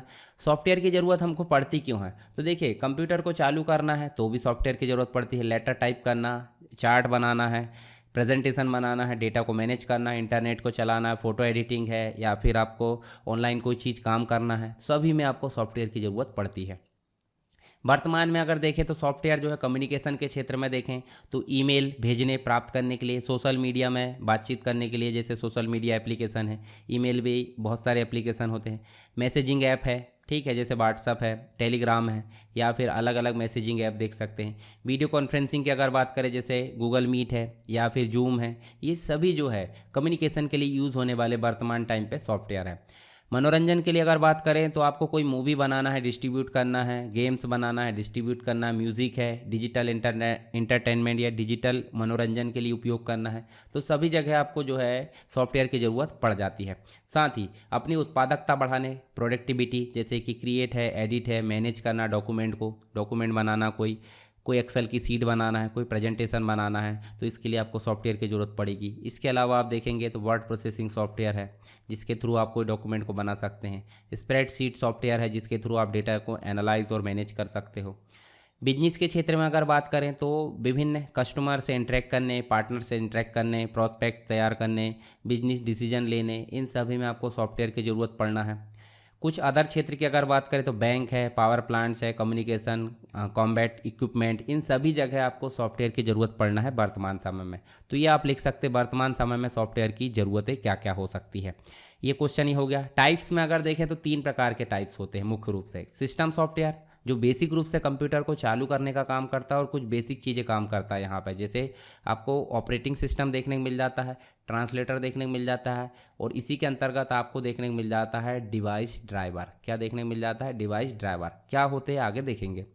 अब चालू करने बस से बेसिक काम करने से थोड़ी काम चलेगा, कंप्यूटर में अपनी मर्जी से भी कुछ काम करने होते हैं जिसे बोल देते हैं एप्लीकेशन सॉफ्टवेयर, जैसे एमएस ऑफिस से रिलेटेड काम, फोटो एडिटिंग से रिलेटेड, ईमेल भेजना, प्राप्त करना। अब इन दोनों काम को करने के लिए कंप्यूटर को सहायता, हेल्प की ज़रूरत पड़ती है, मेंटेन करना होता है। तो कंप्यूटर के मेंटेनेंस के लिए यूटिलिटी प्रोग्राम की ज़रूरत पड़ती है, जैसे कि सिस्टम टूल्स है, एंटीवायरस प्रोग्राम्स है, इन सभी को आप उपयोग कर सकते हैं। तो चलिए यहाँ पे हम थोड़ा थोड़ा जान लेते हैं। सिस्टम सॉफ्टवेयर के अंतर्गत operating system, translator, device driver, linker है, लोडर है, डीबगर, ये सारी चीज़ें देखने को मिल जाती है। तो ऑपरेटिंग सिस्टम क्या होता है? ऑपरेटिंग सिस्टम एक प्रकार का सॉफ्टवेयर है जो कि सिस्टम सॉफ्टवेयर है, जो कि कंप्यूटर को बेसिक रूप से स्टार्ट करने का काम करता है, जिसके अंतर्गत process management, memory management, disc management, networking है, सिक्योरिटी है, डिवाइस ड्राइवर है, ये सारी चीज़ें देखने को मिल जाती है। इसके बाद ट्रांसलेटर प्रोग्राम जो होते हैं अलग अलग प्रकार की लैंग्वेज को दूसरी लैंग्वेज में कन्वर्ट करने का काम करते हैं। जैसे अगर कोई व्यक्ति असेंबली लैंग्वेज में कोई प्रोग्राम लिखता है तो कंप्यूटर को समझाने के लिए उसे किस में बदलना पड़ता है? मशीन में। तो सिंपल सी बात, असेंबली को मशीन में कौन बदलेगा? असेंबलर। अब कोई व्यक्ति सोर्स कोड लिखता है जिसका फॉर्मेट होता है इंग्लिश लैंग्वेज में। अब इंग्लिश को कंप्यूटर लैंग्वेज में बदलना है, यानी मशीन में बदलना है, तो ज़रूरत पड़ती है कंपाइलर की। यहाँ भी सोर्स कोड को मशीन में बदला जाता है पर यहाँ एग्जीक्यूट भी हो जाता है, तो इसे बोल देते हैं इंटरप्रेटर। तो 3 प्रकार के आपके ट्रांसलेटर हो गए, इनके बारे में आप लिख सकते हैं कैसे। यहाँ देखिए इस प्रकार का डायग्राम बनाकर, ये देखिए कंपाइलर आप इस प्रकार का डायग्राम बना सकते हैं, हाई लेवल को लो लेवल में बदलता है। ऐसे ही इंटरप्रेटर का डायग्राम भी आप इस प्रकार से शेप्स में बना सकते हैं। देखिए डायग्राम आपको हर एक जगह बनाने की कोशिश करना है, अगर आप डायग्राम बनाने से चूकते हो तो आपको नंबर भी कम मिलेंगे। दोनों में आप अंतर देख लेना। यहाँ पे डिवाइस ड्राइवर की अगर बात करें तो देखिए आप डायग्राम समझिए, आपके पास में देखिए यहाँ पे ऑपरेटिंग सिस्टम होता है। ऑपरेटिंग सिस्टम का मतलब आपका कंप्यूटर का मेन सॉफ्टवेयर। अब मेन सॉफ्टवेयर में अगर हम कोई कंप्यूटर में कोई डिवाइस अटैच करते हैं, उदाहरण के लिए हमने क्या यूज़ करे? प्रिंटर आप प्रिंट निकालने के लिए यूज़ करते हो और आप यूएसबी में क्या करते हो? उसको अटैच करते हो। अब उसको जो ऑपरेटिंग सिस्टम है कंप्यूटर, उसको कैसे पहचानेगा? उसको पहचानने के लिए हमको ज़रूरत पड़ती है एक सॉफ्टवेयर की, उसी सॉफ्टवेयर को हम बोल देते हैं डिवाइस ड्राइवर। या मान लीजिए आप फिंगरप्रिंट स्कैन करना है, तो फिंगरप्रिंट स्कैन करने के लिए आप क्या करते हो? उसको डिवाइस को अटैच करते हो और एक सॉफ्टवेयर आप इंस्टॉल करते हो। आप वेब कैमरा लगाते हो तो उसके लिए आपको डिवाइस ड्राइवर ज़रूरत पड़ेगी। आप माउस कीबोर्ड लगाते हो उसके लिए डिवाइस ड्राइवर, हालांकि माउस कीबोर्ड ऑटोमेटिक सपोर्ट कर लेता है, पर कुछ ऐसे हार्डवेयर जो ऑपरेटिंग सिस्टम नहीं पहचानता है उसके लिए हमको हमेशा किसकी ज़रूरत पड़ती है? डिवाइस ड्राइवर की। तो आप समझ जाइए जो भी चीज़ें अलग से लगाई जा रही है उसके लिए पहचान के लिए कौन से सॉफ्टवेयर की ज़रूरत पड़ेगी? डिवाइस ड्राइवर की। तो इसके बारे में आप पढ़ सकते हैं। अब देखिए लिंकर क्या होता है? तो कंपाइलर के माध्यम से सोर्स कोड को ऑब्जेक्ट कोड में बदल दिया गया, ऑब्जेक्ट कोड को EXE कोड में कौन बदलेगा? लिंकर। और लोडर जो होता है उसको एग्जीक्यूट करने का काम करता है। तो ये आप ध्यान में रख सकते हैं। परंतु जब एग्जीक्यूट हो रहा होता है तो एरर आती कि नहीं? एरर को बोल देते हैं बग। क्या बोल देते हैं? बग। बग को हटाने का काम होता है डीबग, और डीबग जो करता है वो डीबगर कहलाता है। ठीक है, तो ये चीज़ें आप देख लो। एप्लीकेशन सॉफ्टवेयर जो होते हैं ज़रूरत के हिसाब से काम आते हैं, जैसे कि word processing software, spreadsheet programme है, प्रेजेंटेशन प्रोग्राम है, डेस्कटॉप पब्लिशिंग प्रोग्राम है, मल्टीमीडिया है, अकाउंटिंग है, डेटाबेस सॉफ्टवेयर है, इंटरनेट सॉफ्टवेयर है। ये सब जो होते हैं आपके किस प्रकार के सॉफ्टवेयर है, एप्लीकेशन, यानी ज़रूरत के हिसाब से यूज़र इनका उपयोग करता है। जैसे वर्ड प्रोसेसिंग की अगर बात करें तो कोई भी डॉक्यूमेंट क्रिएट करना, उसे समय समय पर एडिट करना, उसको सेव करना और उसको प्रिंट करना, ये सारे काम आ जाते हैं वर्ड प्रोसेसिंग में। और ये काम करते हैं माइक्रोसॉफ्ट वर्ड, गूगल डॉक्स है, वर्डपैड है, लोटस वर्ड प्रो है, वर्ड परफेक्ट है, एप्पल वर्क्स है, वर्क पेजेस है, ओपन ऑफिस राइटर है। तो इनके बारे में आप थोड़ा थोड़ा लिख लेना। ठीक है, कहाँ कहाँ उपयोग होते हैं वो भी आप ध्यान में रख लेना कि बुक्स बनाने का काम करते हैं, मेमोज है, आर्टिकल है, ऐसे है, वर्क शीट्स है, रिपोर्ट्स है, लेटर है, न्यूज़ लेटर, ये सब बनाने का काम करते हैं वर्ड प्रोसेसिंग सॉफ्टवेयर। तो यहाँ आप देख लेना वर्ड, MS वर्ड के बारे में, गूगल डॉक्स, तो इनके बारे में थोड़ा थोड़ा आप लिख लोगे तो आपको जो है पेपर में काफ़ी हेल्प हो जाएगी। अब बात करते हैं स्प्रेडशीट प्रोग्राम। तो स्प्रेडशीट प्रोग्राम जो रो और कॉलम में काम करते हैं, रो और कॉलम या सीट के रूप में जो काम करते हैं वो कहलाते हैं स्प्रेडशीट। जैसे कि डेटा स्टोर करना, डेटा को एनालाइज करना, कैलकुलेशन और अन्य काम आप यहाँ पर देख सकते हैं। इनमें जो प्रोग्राम आते हैं वो आ जाते हैं माइक्रोसॉफ्ट एक्सेल, गूगल शीट है, लिब्रा ऑफिस कैल्क है, स्मार्ट शीट है, इसके अलावा क्विप है, जो है, ईथर कैल्क है, आर्ट टेबल है, ये सब देखिए, एयर टेबल, ये सब आपको देखने को मिल जाते हैं। अब देखिए, जब भी हमको कोई प्रेजेंटेशन बनाना है तो उसके लिए हमको प्रेजेंटेशन सॉफ्टवेयर की ज़रूरत पड़ती है। जैसे ट्यूटोरियल वगैरह बनाना है, डिजिटल पोर्टफोलियो बनाना है, एनिमेटिंग जो प्रेजेंटेशन है, फोटो स्लाइड शो करना है, डिजिटल स्टोरी टेलिंग करना है, मार्केटिंग एंड है, टीचिंग है, बिजनेस है, या फिर अलग अलग प्रकार के जो टॉपिक है उसके आधार पर हमको प्रेजेंटेशन बनाना है। तो उसके लिए हमको पावर पॉइंट की ज़रूरत पड़ेगी, गूगल स्लाइड की, एप्पल की नोट की, प्रीजी है, कैनवा है, पॉटॉन है, ये कैनवा ऑनलाइन है। ठीक है, माइक्रो स्वय है, देखिए ब्यूटीफुल AI है, जो सो है, ये सब आपको देखने को मिल जाते हैं प्रेजेंटेशन सॉफ्टवेयर। चलिए आगे देखते हैं हम। DTP के अंतर्गत आप देखोगे तो आपको न्यूज़ लेटर्स है, ब्रोशर्स है, मैगजीन है, बुक्स है, अदर प्रिंटेड मटेरियल तैयार करना, तो आपको DTP सॉफ्टवेयर की ज़रूरत पड़ जाती है। तो उनके आप एग्जांपल यहाँ देख लेना ताकि एग्ज़ाम में आप लिख सको। इसके अलावा आप देखोगे तो मल्टीमीडिया सॉफ्टवेयर आपको देखने को मिल जाते हैं, जिसमें आप अलग अलग प्रकार से टेक्स्ट है, ऑडियो है, ग्राफिक्स है, वीडियो है, एनिमेशन है, इन सभी में काम करते हैं। तो यहाँ VLC मीडिया प्लेयर है, प्रीमियर प्रो है, फोटोशॉप है, या इसके अलावा पावर पॉइंट है, ये भी आफ्टर इफेक्ट है। ठीक है, सोनी वेगास आप देख सकते हैं, जो आप इस प्रकार से प्रीमियर प्रो के जैसे ही आपको देखने मिल जाता है। मूवी मेकर है, इलस्ट्रेटर है, पब्लिशर है, पिकासा है, ऑडोसिटी, ये सब आपको मल्टीमीडिया सॉफ्टवेयर के रूप में देखने को मिल जाते हैं। इनके बारे में आप देख लेना। अकाउंटिंग सॉफ्टवेयर भी आप एक बार देख लीजिए, जो बजट मैनेज करने के लिए, फाइनेंशियल रिपोर्ट तैयार करने के लिए, फाइनेंशियल डाटा मैनेज करने, डेटा एक्यूरेसी को प्रमोट करने, इन सभी के लिए यूज़ होते हैं फाइनेंशियल अकाउंटिंग सॉफ्टवेयर। ठीक है, तो टैली है, टैली सबसे इंपॉर्टेंट है, क्विक बुक है, फ्रेश बुक है। ठीक है, टैली के लिए जो है आपको वीडियो भी मिल जाएगा कहाँ पे, आगे मैं डिटेल में भी पढ़ाऊँगा इसको GST के साथ में। चलिए, यूटिलिटी प्रोग्राम आपसे एग्जाम में पूछा जाता है। तो यूटिलिटी प्रोग्राम ऐसे प्रोग्राम होते हैं जिन्हें सहायता के लिए उपयोग किया जाता है, यानी कि एप्लीकेशन और सिस्टम सॉफ्टवेयर के मेंटेनेंस के लिए इनका उपयोग किया जाता है। मतलब ऐसे सॉफ्टवेयर जिनको कंप्यूटर के कार्य को सुचारू रूप से संचालन के लिए उपयोग किया जाता है, उन्हें बोल देते हैं यूटिलिटी प्रोग्राम। ये कंप्यूटर विंडोज़ के साथ में बिल्ट इन भी हो सकते हैं और अलग से भी इंस्टॉल किए जा सकते हैं। जैसे आप देखोगे तो आपको डिस्क डीफ्रैगमेंटर आपको इनबिल्ट देखने को मिल जाएगा, स्कैन डिस्क है, डिस्क क्लीनअप है, एंटीवायरस है। एंटीवायरस आपको इनबिल्ट भी मिल जाएगा और अलग से इंस्टॉल भी किया जा सकता है। ठीक है, दोनों ही चीज़ें आप देख सकते हैं। डिस्क चेकर है, सिस्टम प्रोफाइलर है, वायरस स्कैनर, डिस्क क्लीनर। जैसे आप यहाँ देखोगे तो एंटीवायरस प्रोग्राम, वायरस है, मेलवेयर है, मेलिशियस सॉफ्टवेयर, थ्रेड्स है, इन सभी को ढूंढना, उनको निकालना, मतलब कंप्यूटर से रिमूव करने के लिए उपयोग किया जाता है। डिस्क क्लीनअप जो है अननेसेसरी जो फाइल्स होती है, टेम्परेरी फाइल, उनको हटाने का काम करता है। सिस्टम ऑप्टिमाइज़र यानी कि कंप्यूटर की जो परफॉर्मेंस होती है, एफिशिएंसी होती है, उसे बढ़ाने का काम करता है। इंपॉर्टेंट फाइल को स्टोर करना, बैकअप लेना या रिकवरी करने का उपयोग किया जाता है। फाइल को कंप्रेशन करने के लिए, बड़े स्पेस को छोटे स्पेस में बदलने के लिए फाइल कंप्रेशन का उपयोग किया जाता है। तो ये कुछ हो गया आपके यूटिलिटी प्रोग्राम। अब नेक्स्ट जो क्वेश्चन पूछा जाता है फंडामेंटल्स ऑफ कंप्यूटर में, प्रोग्रामिंग क्या है, प्रोग्रामिंग लैंग्वेज क्या है, इसके फ़ायदे नुकसान बताइए। तो प्रोग्रामिंग लैंग्वेज क्या है, सिंपल सी बात है, आप समझ जाइए। हम बातचीत करने के लिए एक निश्चित भाषा का उपयोग करते हैं जो हम समझ सकते हैं, परंतु वही चीज़ हम कंप्यूटर के साथ कर रहे हैं तो हमको किसकी भाषा उपयोग करना पड़ेगा, कंप्यूटर की। तो कंप्यूटर की भाषा को ही क्या बोला जाता है, प्रोग्रामिंग लैंग्वेज बोला जाता है। तो डेफिनेशन हो गई, यहाँ पे डेफिनेशन आप पढ़ लेना एक बार। दो प्रकार की प्रोग्रामिंग लैंग्वेज होती है, लो लेवल और एक हाई लेवल। लो लेवल ऐसी प्रोग्रामिंग लैंग्वेज होती है जो कि मशीन लैंग्वेज होती है, और एक असेंबली, मतलब जिनकी भाषा को हमें समझना काफ़ी कठिन होता है, प्रोग्रामिंग करना काफ़ी कठिन होता है, इसलिए इन्हें लो लेवल बोला जाता है। और हमारी लैंग्वेज में जो प्रोग्रामिंग की जाती है, जैसे बेसिक है, C++, है, कोबोल है, फोर्टान है, VB.NET है, ASP.NET, जावा, ये सब जो है हाई लेवल प्रोग्रामिंग लैंग्वेज है।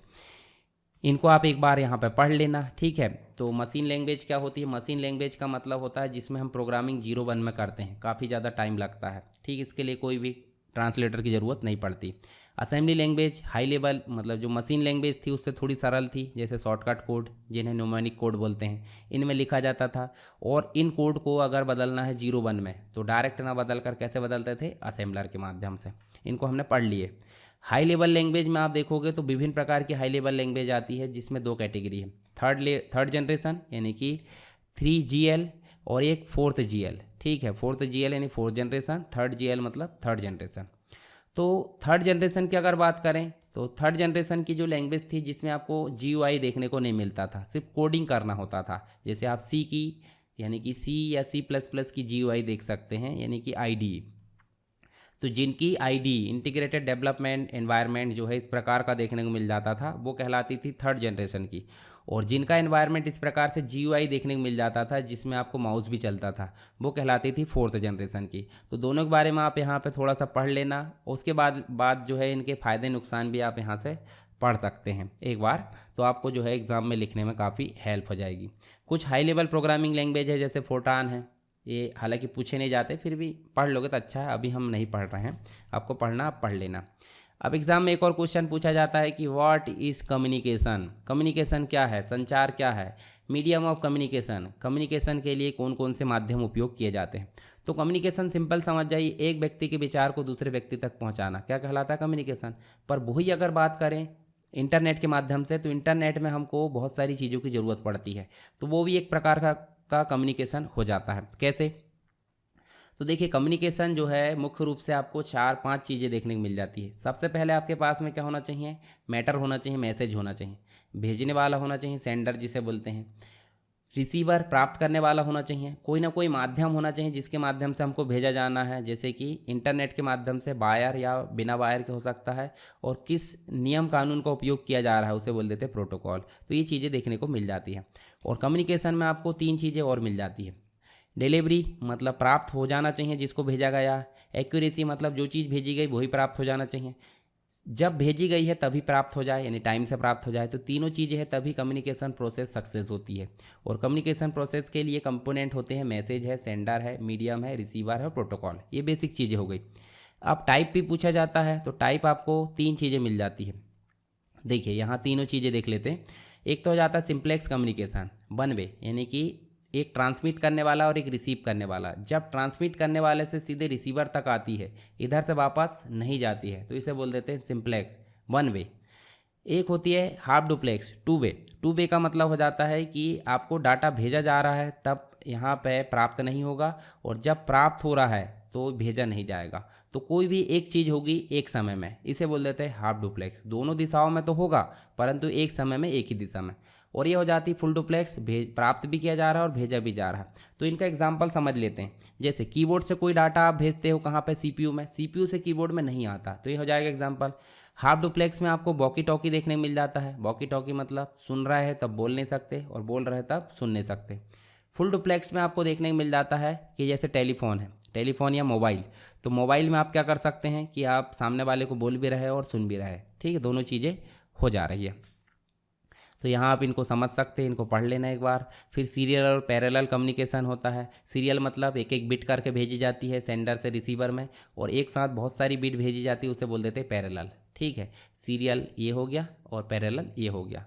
उसके बाद देखिए आगे आपको देखने को मिल जाएगा। देखिए यहाँ पे 2 क्वेश्चन और आ जाते हैं।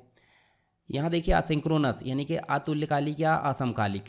अतुल्यकालिक मतलब हो जाता है कि जहाँ पे ग्रुप में डाटा जाता है। देखिए सीरियल तो है ये, परंतु स्टार्ट बीट और एंड बीट यहाँ देखने को मिल जाती है, इसे बोल देते हैं क्या, असिंक्रोनस ट्रांसमिशन। और जहाँ पे भीड़ में जाता है, कोई स्टार्ट बीट और कोई एंड बीट देखने को नहीं मिल जाती, उसे सिंक्रोनस बोल देते हैं। ठीक है, दोनों ध्यान में रखिए। उसके बाद देखिए नेटवर्क मीडियम पूछा गया था, यानी कि आपको जो है कम्युनिकेशन के मीडियम पूछा गया था। तो नेटवर्क केबल होती है जिसके माध्यम से एक जगह से दूसरी जगह डाटा भेजा जा सकता है। तो यहाँ देखिए आपको नेटवर्क केबल 3 मिल जाती है, तो तीनों को एक बार दर्शन कर लेते हैं। ट्विस्टेड पेयर, ट्विस्टेड पेयर इस प्रकार की देखने को मिल जाती है। एक प्रकार से ये अनसील्ड है और ये सील्डेड है, मतलब पैक है कवर में, और ये बिना कवर के है। तो जब वायर प्लस माइनस के रूप में एक दूसरे से सटे हुए रहते हैं तो उसको क्या बोल देते हैं, ट्विस्टेड पेयर। तो अनसील्डेड मतलब ये वाला और सील्डेड मतलब ये वाला। फिर हो जाती है कोएक्सियल केबल। कोएक्सियल केबल ज़्यादातर टीवी और नेटवर्क मतलब जो है कम्युनिकेशन के लिए यूज़ होती है, डिश टीवी में आप देख सकते हैं। और ऑप्टिकल फाइबर जो है कांच के रेशों के माध्यम से क्या करती है, डेटा को ट्रांसमिट करने का काम करती है। तो इन तीनों के बारे में आप ध्यान रख लेना ताकि एग्ज़ाम में आप लिख सको। ठीक है, इनके बारे में हाँ सारी चीज़ें डिस्क्राइब करी गई है। चित्र बनाने की कोशिश ज़रूर करें आप अभी, ताकि मेन एग्ज़ाम में आप लिख सको। चलिए इनके फ़ायदे नुकसान एप्लीकेशंस आप लिख लेना एक बार, उसके बाद आपसे एग्ज़ाम में पूछ लिया जाता है, वो मैं बता देता हूँ यहाँ पे। चलिए एग्जाम में पूछा जाएगा कंप्यूटर नेटवर्क क्या है, कंप्यूटर नेटवर्क के प्रकार को समझाइए या टॉपिक दे देगा। तो कंप्यूटर नेटवर्क क्या है, कंप्यूटर नेटवर्क का मतलब हो जाता है दो या दो से अधिक कंप्यूटर जब आपस में जुड़ते हैं। जैसे दो या दो से अधिक कंप्यूटर जब आपस में जुड़ेंगे किसी निश्चित उद्देश्य यानी डाटा के ट्रांसफ़र करने के लिए, तो इनसे मिलकर जो संरचना बनेगी उसे बोल देते हैं कंप्यूटर नेटवर्क। कंप्यूटर नेटवर्क अलग अलग कैटेगरी में होते हैं, जैसे कि लैन होता है, लोकल एरिया नेटवर्क, जो एक बिल्डिंग है एक कैंपस है इस तक सीमित होता है। मैन होता है जो मेट्रो सिटी में कंप्लीट रूप से विस्तार होता है इसका। और एक वैन होता है जो कि वाइड एरिया नेटवर्क होता है। एक और आप देखोगे तो एक पैन होता है, पर्सनल एरिया नेटवर्क, जो ब्लूटूथ से हमारे आसपास जुड़े होते हैं डिवाइसेस, उन्हें पैन बोल देते हैं, पर्सनल एरिया नेटवर्क। तो इनको आप समझ सकते हैं, इनके बारे में आप पढ़ लेना यहाँ पे। ठीक है, तो ये सारी चीज़ें यहाँ डिस्क्राइब की गई है, लैन मैन बैन। पैन मैंने आपको बता दिया, पैन यहाँ पे डिस्क्राइब नहीं हुआ है। एक और होता है वर्चुअल प्राइवेट नेटवर्क। अब देखिए प्राइवेट नेटवर्क क्यों बोला जा रहा है, प्राइवेट मतलब जिस संस्थान में जो एम्प्लॉय काम कर रहे हैं उन्हीं के द्वारा एक्सेस किया जाएगा यूज़र आईडी पासवर्ड के माध्यम से। परंतु वर्चुअल क्यों बोला जा रहा है, देखिए यहाँ बैठकर काम कर रहा है व्यक्ति तो ठीक है, परंतु वो कहीं भी मोबाइल से अपने आप में लॉगिन कर लिया इंटरनेट के माध्यम से, इस संस्थान का जो नेटवर्क है उसे एक्सेस कर लिया। तो इस हिसाब से अगर वो व्यक्ति देखे तो यहीं पे बैठा हुआ काम कर रहा है, परंतु वो कहीं पे भी घूम रहा है। तो यहाँ पे घूमते घूमते उसको फील क्या हो रहा है कि मैं संस्थान का नेटवर्क यूज़ कर रहा हूँ बैठकर, तो इसलिए उसे बोला जाता है वर्चुअल प्राइवेट नेटवर्क। ठीक है, ब्रांच में यूज़ कर सकता है, घर में या फिर मोबाइल से। इसके बाद आप देखोगे तो आपको एग्जाम में एक क्वेश्चन और पूछा जाता है, एनालॉग को डिजिटल में कैसे कन्वर्ट किया जाता है सिग्नल को, और सिग्नल को मतलब जो डिजिटल को एनालॉग में कैसे कन्वर्ट किया जाता है। तो इसमें कौन सी टेक्निक यूज़ की जाती है नेटवर्क के कन्वर्जन में, मतलब जो सिग्नल है उसके कन्वर्जन में। तो इसके लिए मुख्यतः एक टेक्निक यूज़ की जाती है जिसका नाम है मॉडेम। मॉडेम को दो शब्दों से हम दर्शा सकते हैं, एक होता है MOD और एक होता है DEM। ठीक है, तो देखिए MOD का मतलब हो जाता है मॉड्यूलेशन। क्या हो जाता है, मॉड्यूलेशन। मॉड्यूलेशन का मतलब हो जाता है, आप देख सकते हैं, डिजिटल को एनालॉग में कन्वर्ट करना, डिजिटल टू एनालॉग। और एनालॉग टू डिजिटल अगर कन्वर्ट किया जा रहा है तो वो कहलाएगा डीमॉड्यूलेशन। तो कैसे होता है, देखिए इंटरनेट है, आप बैठे यहाँ पे A और यहाँ बैठा आपका दोस्त B, तो आप A से B तक कोई डाटा भेजना चाहते तो जो कंप्यूटर है वो क्या समझता है, 0 1। यहाँ का कंप्यूटर भी क्या समझेगा, 0 1। परंतु जब आप टेलीफोन लाइन से होकर गुजरोगे तो यहाँ एनालॉग सिग्नल बहते हैं। क्या बहते हैं, एनालॉग सिग्नल। तो सिंपल सी बात है, डिजिटल को पहले किस में कन्वर्ट करना पड़ेगा, एनालॉग में। एनालॉग फिर जाएगा और यहाँ पे भी एनालॉग है, एनालॉग से फिर डिजिटल में जाएगा तो यहाँ पे भी सिग्नल कन्वर्जन है। तो इन दोनों में कन्वर्जन के लिए यानी कि डिजिटल को एनालॉग और एनालॉग को डिजिटल में कन्वर्ट करने का काम कौन करती है, मॉडेम। तो मॉडेम के बारे में आप पूरी कार्यविधि डायग्राम बनाकर लिख सकते हैं इस प्रकार से। मॉडेम दो शब्दों से मिलकर बना है, मॉड्यूलेशन और डीमॉड्यूलेशन। मॉड्यूलेशन मतलब डिजिटल टू एनालॉग और डीमॉड्यूलेशन मतलब एनालॉग टू डिजिटल। चलिए आगे देख लें, मॉडेम के अलग अलग प्रकार होते हैं, एक्सटर्नल और इंटरनल मॉडेम। एक्सटर्नल इस प्रकार से आप देख सकते हैं, जो आपके जहाँ भी इंटरनेट कनेक्शन होगा ऐसा देख सकते हैं इसके बारे में। और एक इंटरनल होता है जो आपके मदरबोर्ड में फिट होता है। इसके बाद इंटरनेट कनेक्टिविटी पूछा जाता है, जिसके अंतर्गत आप देखोगे तो अलग अलग तरीके से इंटरनेट से जुड़ने के जो तरीके होते हैं वो इंटरनेट कनेक्टिविटी कहलाते हैं। जैसे डायल अप कनेक्शन होता है, ISDN होता है, लीज लाइन है, VSAT है, USB है, वायरलेस है, ब्रॉडबैंड है। तो ज़्यादातर ये चारों पूछे जाते हैं। तो चलिए देख लेते हैं। डायल अप कनेक्शन की अगर बात करें तो डायल अप कनेक्शन का ये डायलॉग बॉक्स है, जैसे हमने मॉडेम का देखे थे। तो ऐसे आप ध्यान में रखिए। तो ये जो है सामान्य टेलीफोन लाइन के द्वारा हमारे कंप्यूटर में डायल अप कनेक्शन होता है, कंपनी के सर्वर से जोड़ देता है और एक नंबर के माध्यम से हम डायल करते हैं और KB/सेकंड की स्पीड और या MB/सेकंड की स्पीड हमको यहाँ पे दी जाती है। उसके बाद लीज लाइन की अगर बात करें तो यहाँ देखिए 24 घंटे हमको इंटरनेट मिलती है। मतलब यहाँ अगर देखें तो लीज लाइन ऐसी सीधी टेलीफोन लाइन है जो हमारे कंप्यूटर को ISP के सर्वर से जोड़ देती है और यह इंटरनेट से सीधे कनेक्शन के बराबर है और 24 घंटे उपलब्ध रहती है। बहुत तेज़ रहती है परंतु थोड़ी सी महंगी होती है। इसके बाद ISDN है, इंटीग्रेटेड सर्विस डिजिटल नेटवर्क। तो यहाँ मॉडेम की जगह क्या यूज़ हो रहा है, देखिए ध्यान से, ISDN अडाप्टर। बस पूरा डायग्राम आपका सेम टू सेम है, आप इसको थोड़ा ध्यान रखिए। उसके बाद ISDN जो होता है कंप्लीट रूप से आप देखोगे तो इंटीग्रेटेड सर्विस डिजिटल नेटवर्क, जिसके माध्यम से हम डेटा को जो बाकी नेटवर्क है उससे तेज़ गति से ट्रांसफ़र कर सकते हैं। DSL जो होता है डिजिटल सब्सक्राइबर लाइन होता है, ISDN कनेक्शन की तरह ही यहाँ टेलीफोन नेटवर्क का प्रयोग करता है। जैसे आप देखें, ये देखिए लाइन, फोन लाइन आई, DSL मॉडेम लगा और इंटरनेट कनेक्टिविटी हो चुका है। उसके बाद रेडियो फ्रिक्वेंसी नेटवर्क भी है जो एग्ज़ाम में पूछा जाता है परंतु उतना इंपॉर्टेंट नहीं है। ब्रॉडबैंड कनेक्शन आप समझ सकते हैं जो आज की डेट में चल रहा है। VSAT जो आपका छतरी के माध्यम से कनेक्टिविटी होती है सैटेलाइट से रिसीवर, यहाँ आपको ध्यान में रखना पड़ेगा। USB जो डोंगल के माध्यम से कनेक्ट होता है। अब देखिए एक और क्वेश्चन आता है, नेटवर्क डिवाइसेस क्या होती है। नेटवर्क कंपोनेंट भी हम इसे बोल सकते हैं। जैसे मॉडेम हमने समझ लिए, नेटवर्क इंटरफेस कार्ड होता है। तो NIC जो होता है जिसमें इंटरनेट कनेक्ट करने के लिए हम केबल को अटैच करते हैं। जैसे ये केबल होती है, केबल हमने अटैच करी, इसमें एक वायरलेस NIC भी होती है और एक होती है वायर्ड, जिसमें आप केबल ईथरनेट पोर्ट फंसाते हैं कि ईथरनेट पोर्ट या NIC बोलते हैं। तो ये केबल जाकर जहाँ अटैच होगी इसे बोल देते हैं NIC, नेटवर्क इंटरफेस कार्ड। इसके बाद नेटवर्क ऑपरेटिंग सिस्टम होता है, जैसे नॉर्मल हमारा ऑपरेटिंग सिस्टम है वैसे ये काम करता है नेटवर्क को मेंटेन करने का। ईथरनेट हब होता है जिसके अंतर्गत बहुत सारे कंप्यूटर को एक साथ नेटवर्क से जोड़ सकते हैं। ब्रिज होता है, दो सेम ऑपरेटिंग सिस्टम यानी कि सेम लेयर वाले जो एक प्रकार से नेटवर्क है उनको जोड़ने का काम करता है ब्रिज। जैसे दो सड़कों को जोड़ने का काम करते हैं ना, दो किनारों को, ब्रिज। परंतु गेटवे की अगर बात करें तो गेटवे जो है अलग अलग जो है ऑपरेटिंग सिस्टम वाले नेटवर्क को भी जोड़ लेता है। स्विच भी आप देखोगे तो हब जैसे ही यहाँ पर काम करता है, ठीक है। इनके बारे में डिटेल में वीडियो अलग से हम देख लेंगे। राउटर की अगर बात करें तो ये राउटर जो है मॉडेम के पहले आपको देखने को मिल जाता है। इंटरनेट जब कनेक्ट करते हैं तो मॉडेम होता है, मॉडेम का जो वायर आता है वो यहाँ लगता है और इससे जो है इंटरनेट चलता है और इसी से हम 4-5 कंप्यूटर अटैच कर पाते हैं। गेटवे जो होता है देखिए आपको अलग अलग आर्किटेक्चर वाले जो प्रोटोकॉल है उनको यहाँ पे जोड़ने का काम करता है। तो ये हो जाएगा आपका गेटवे, ठीक है।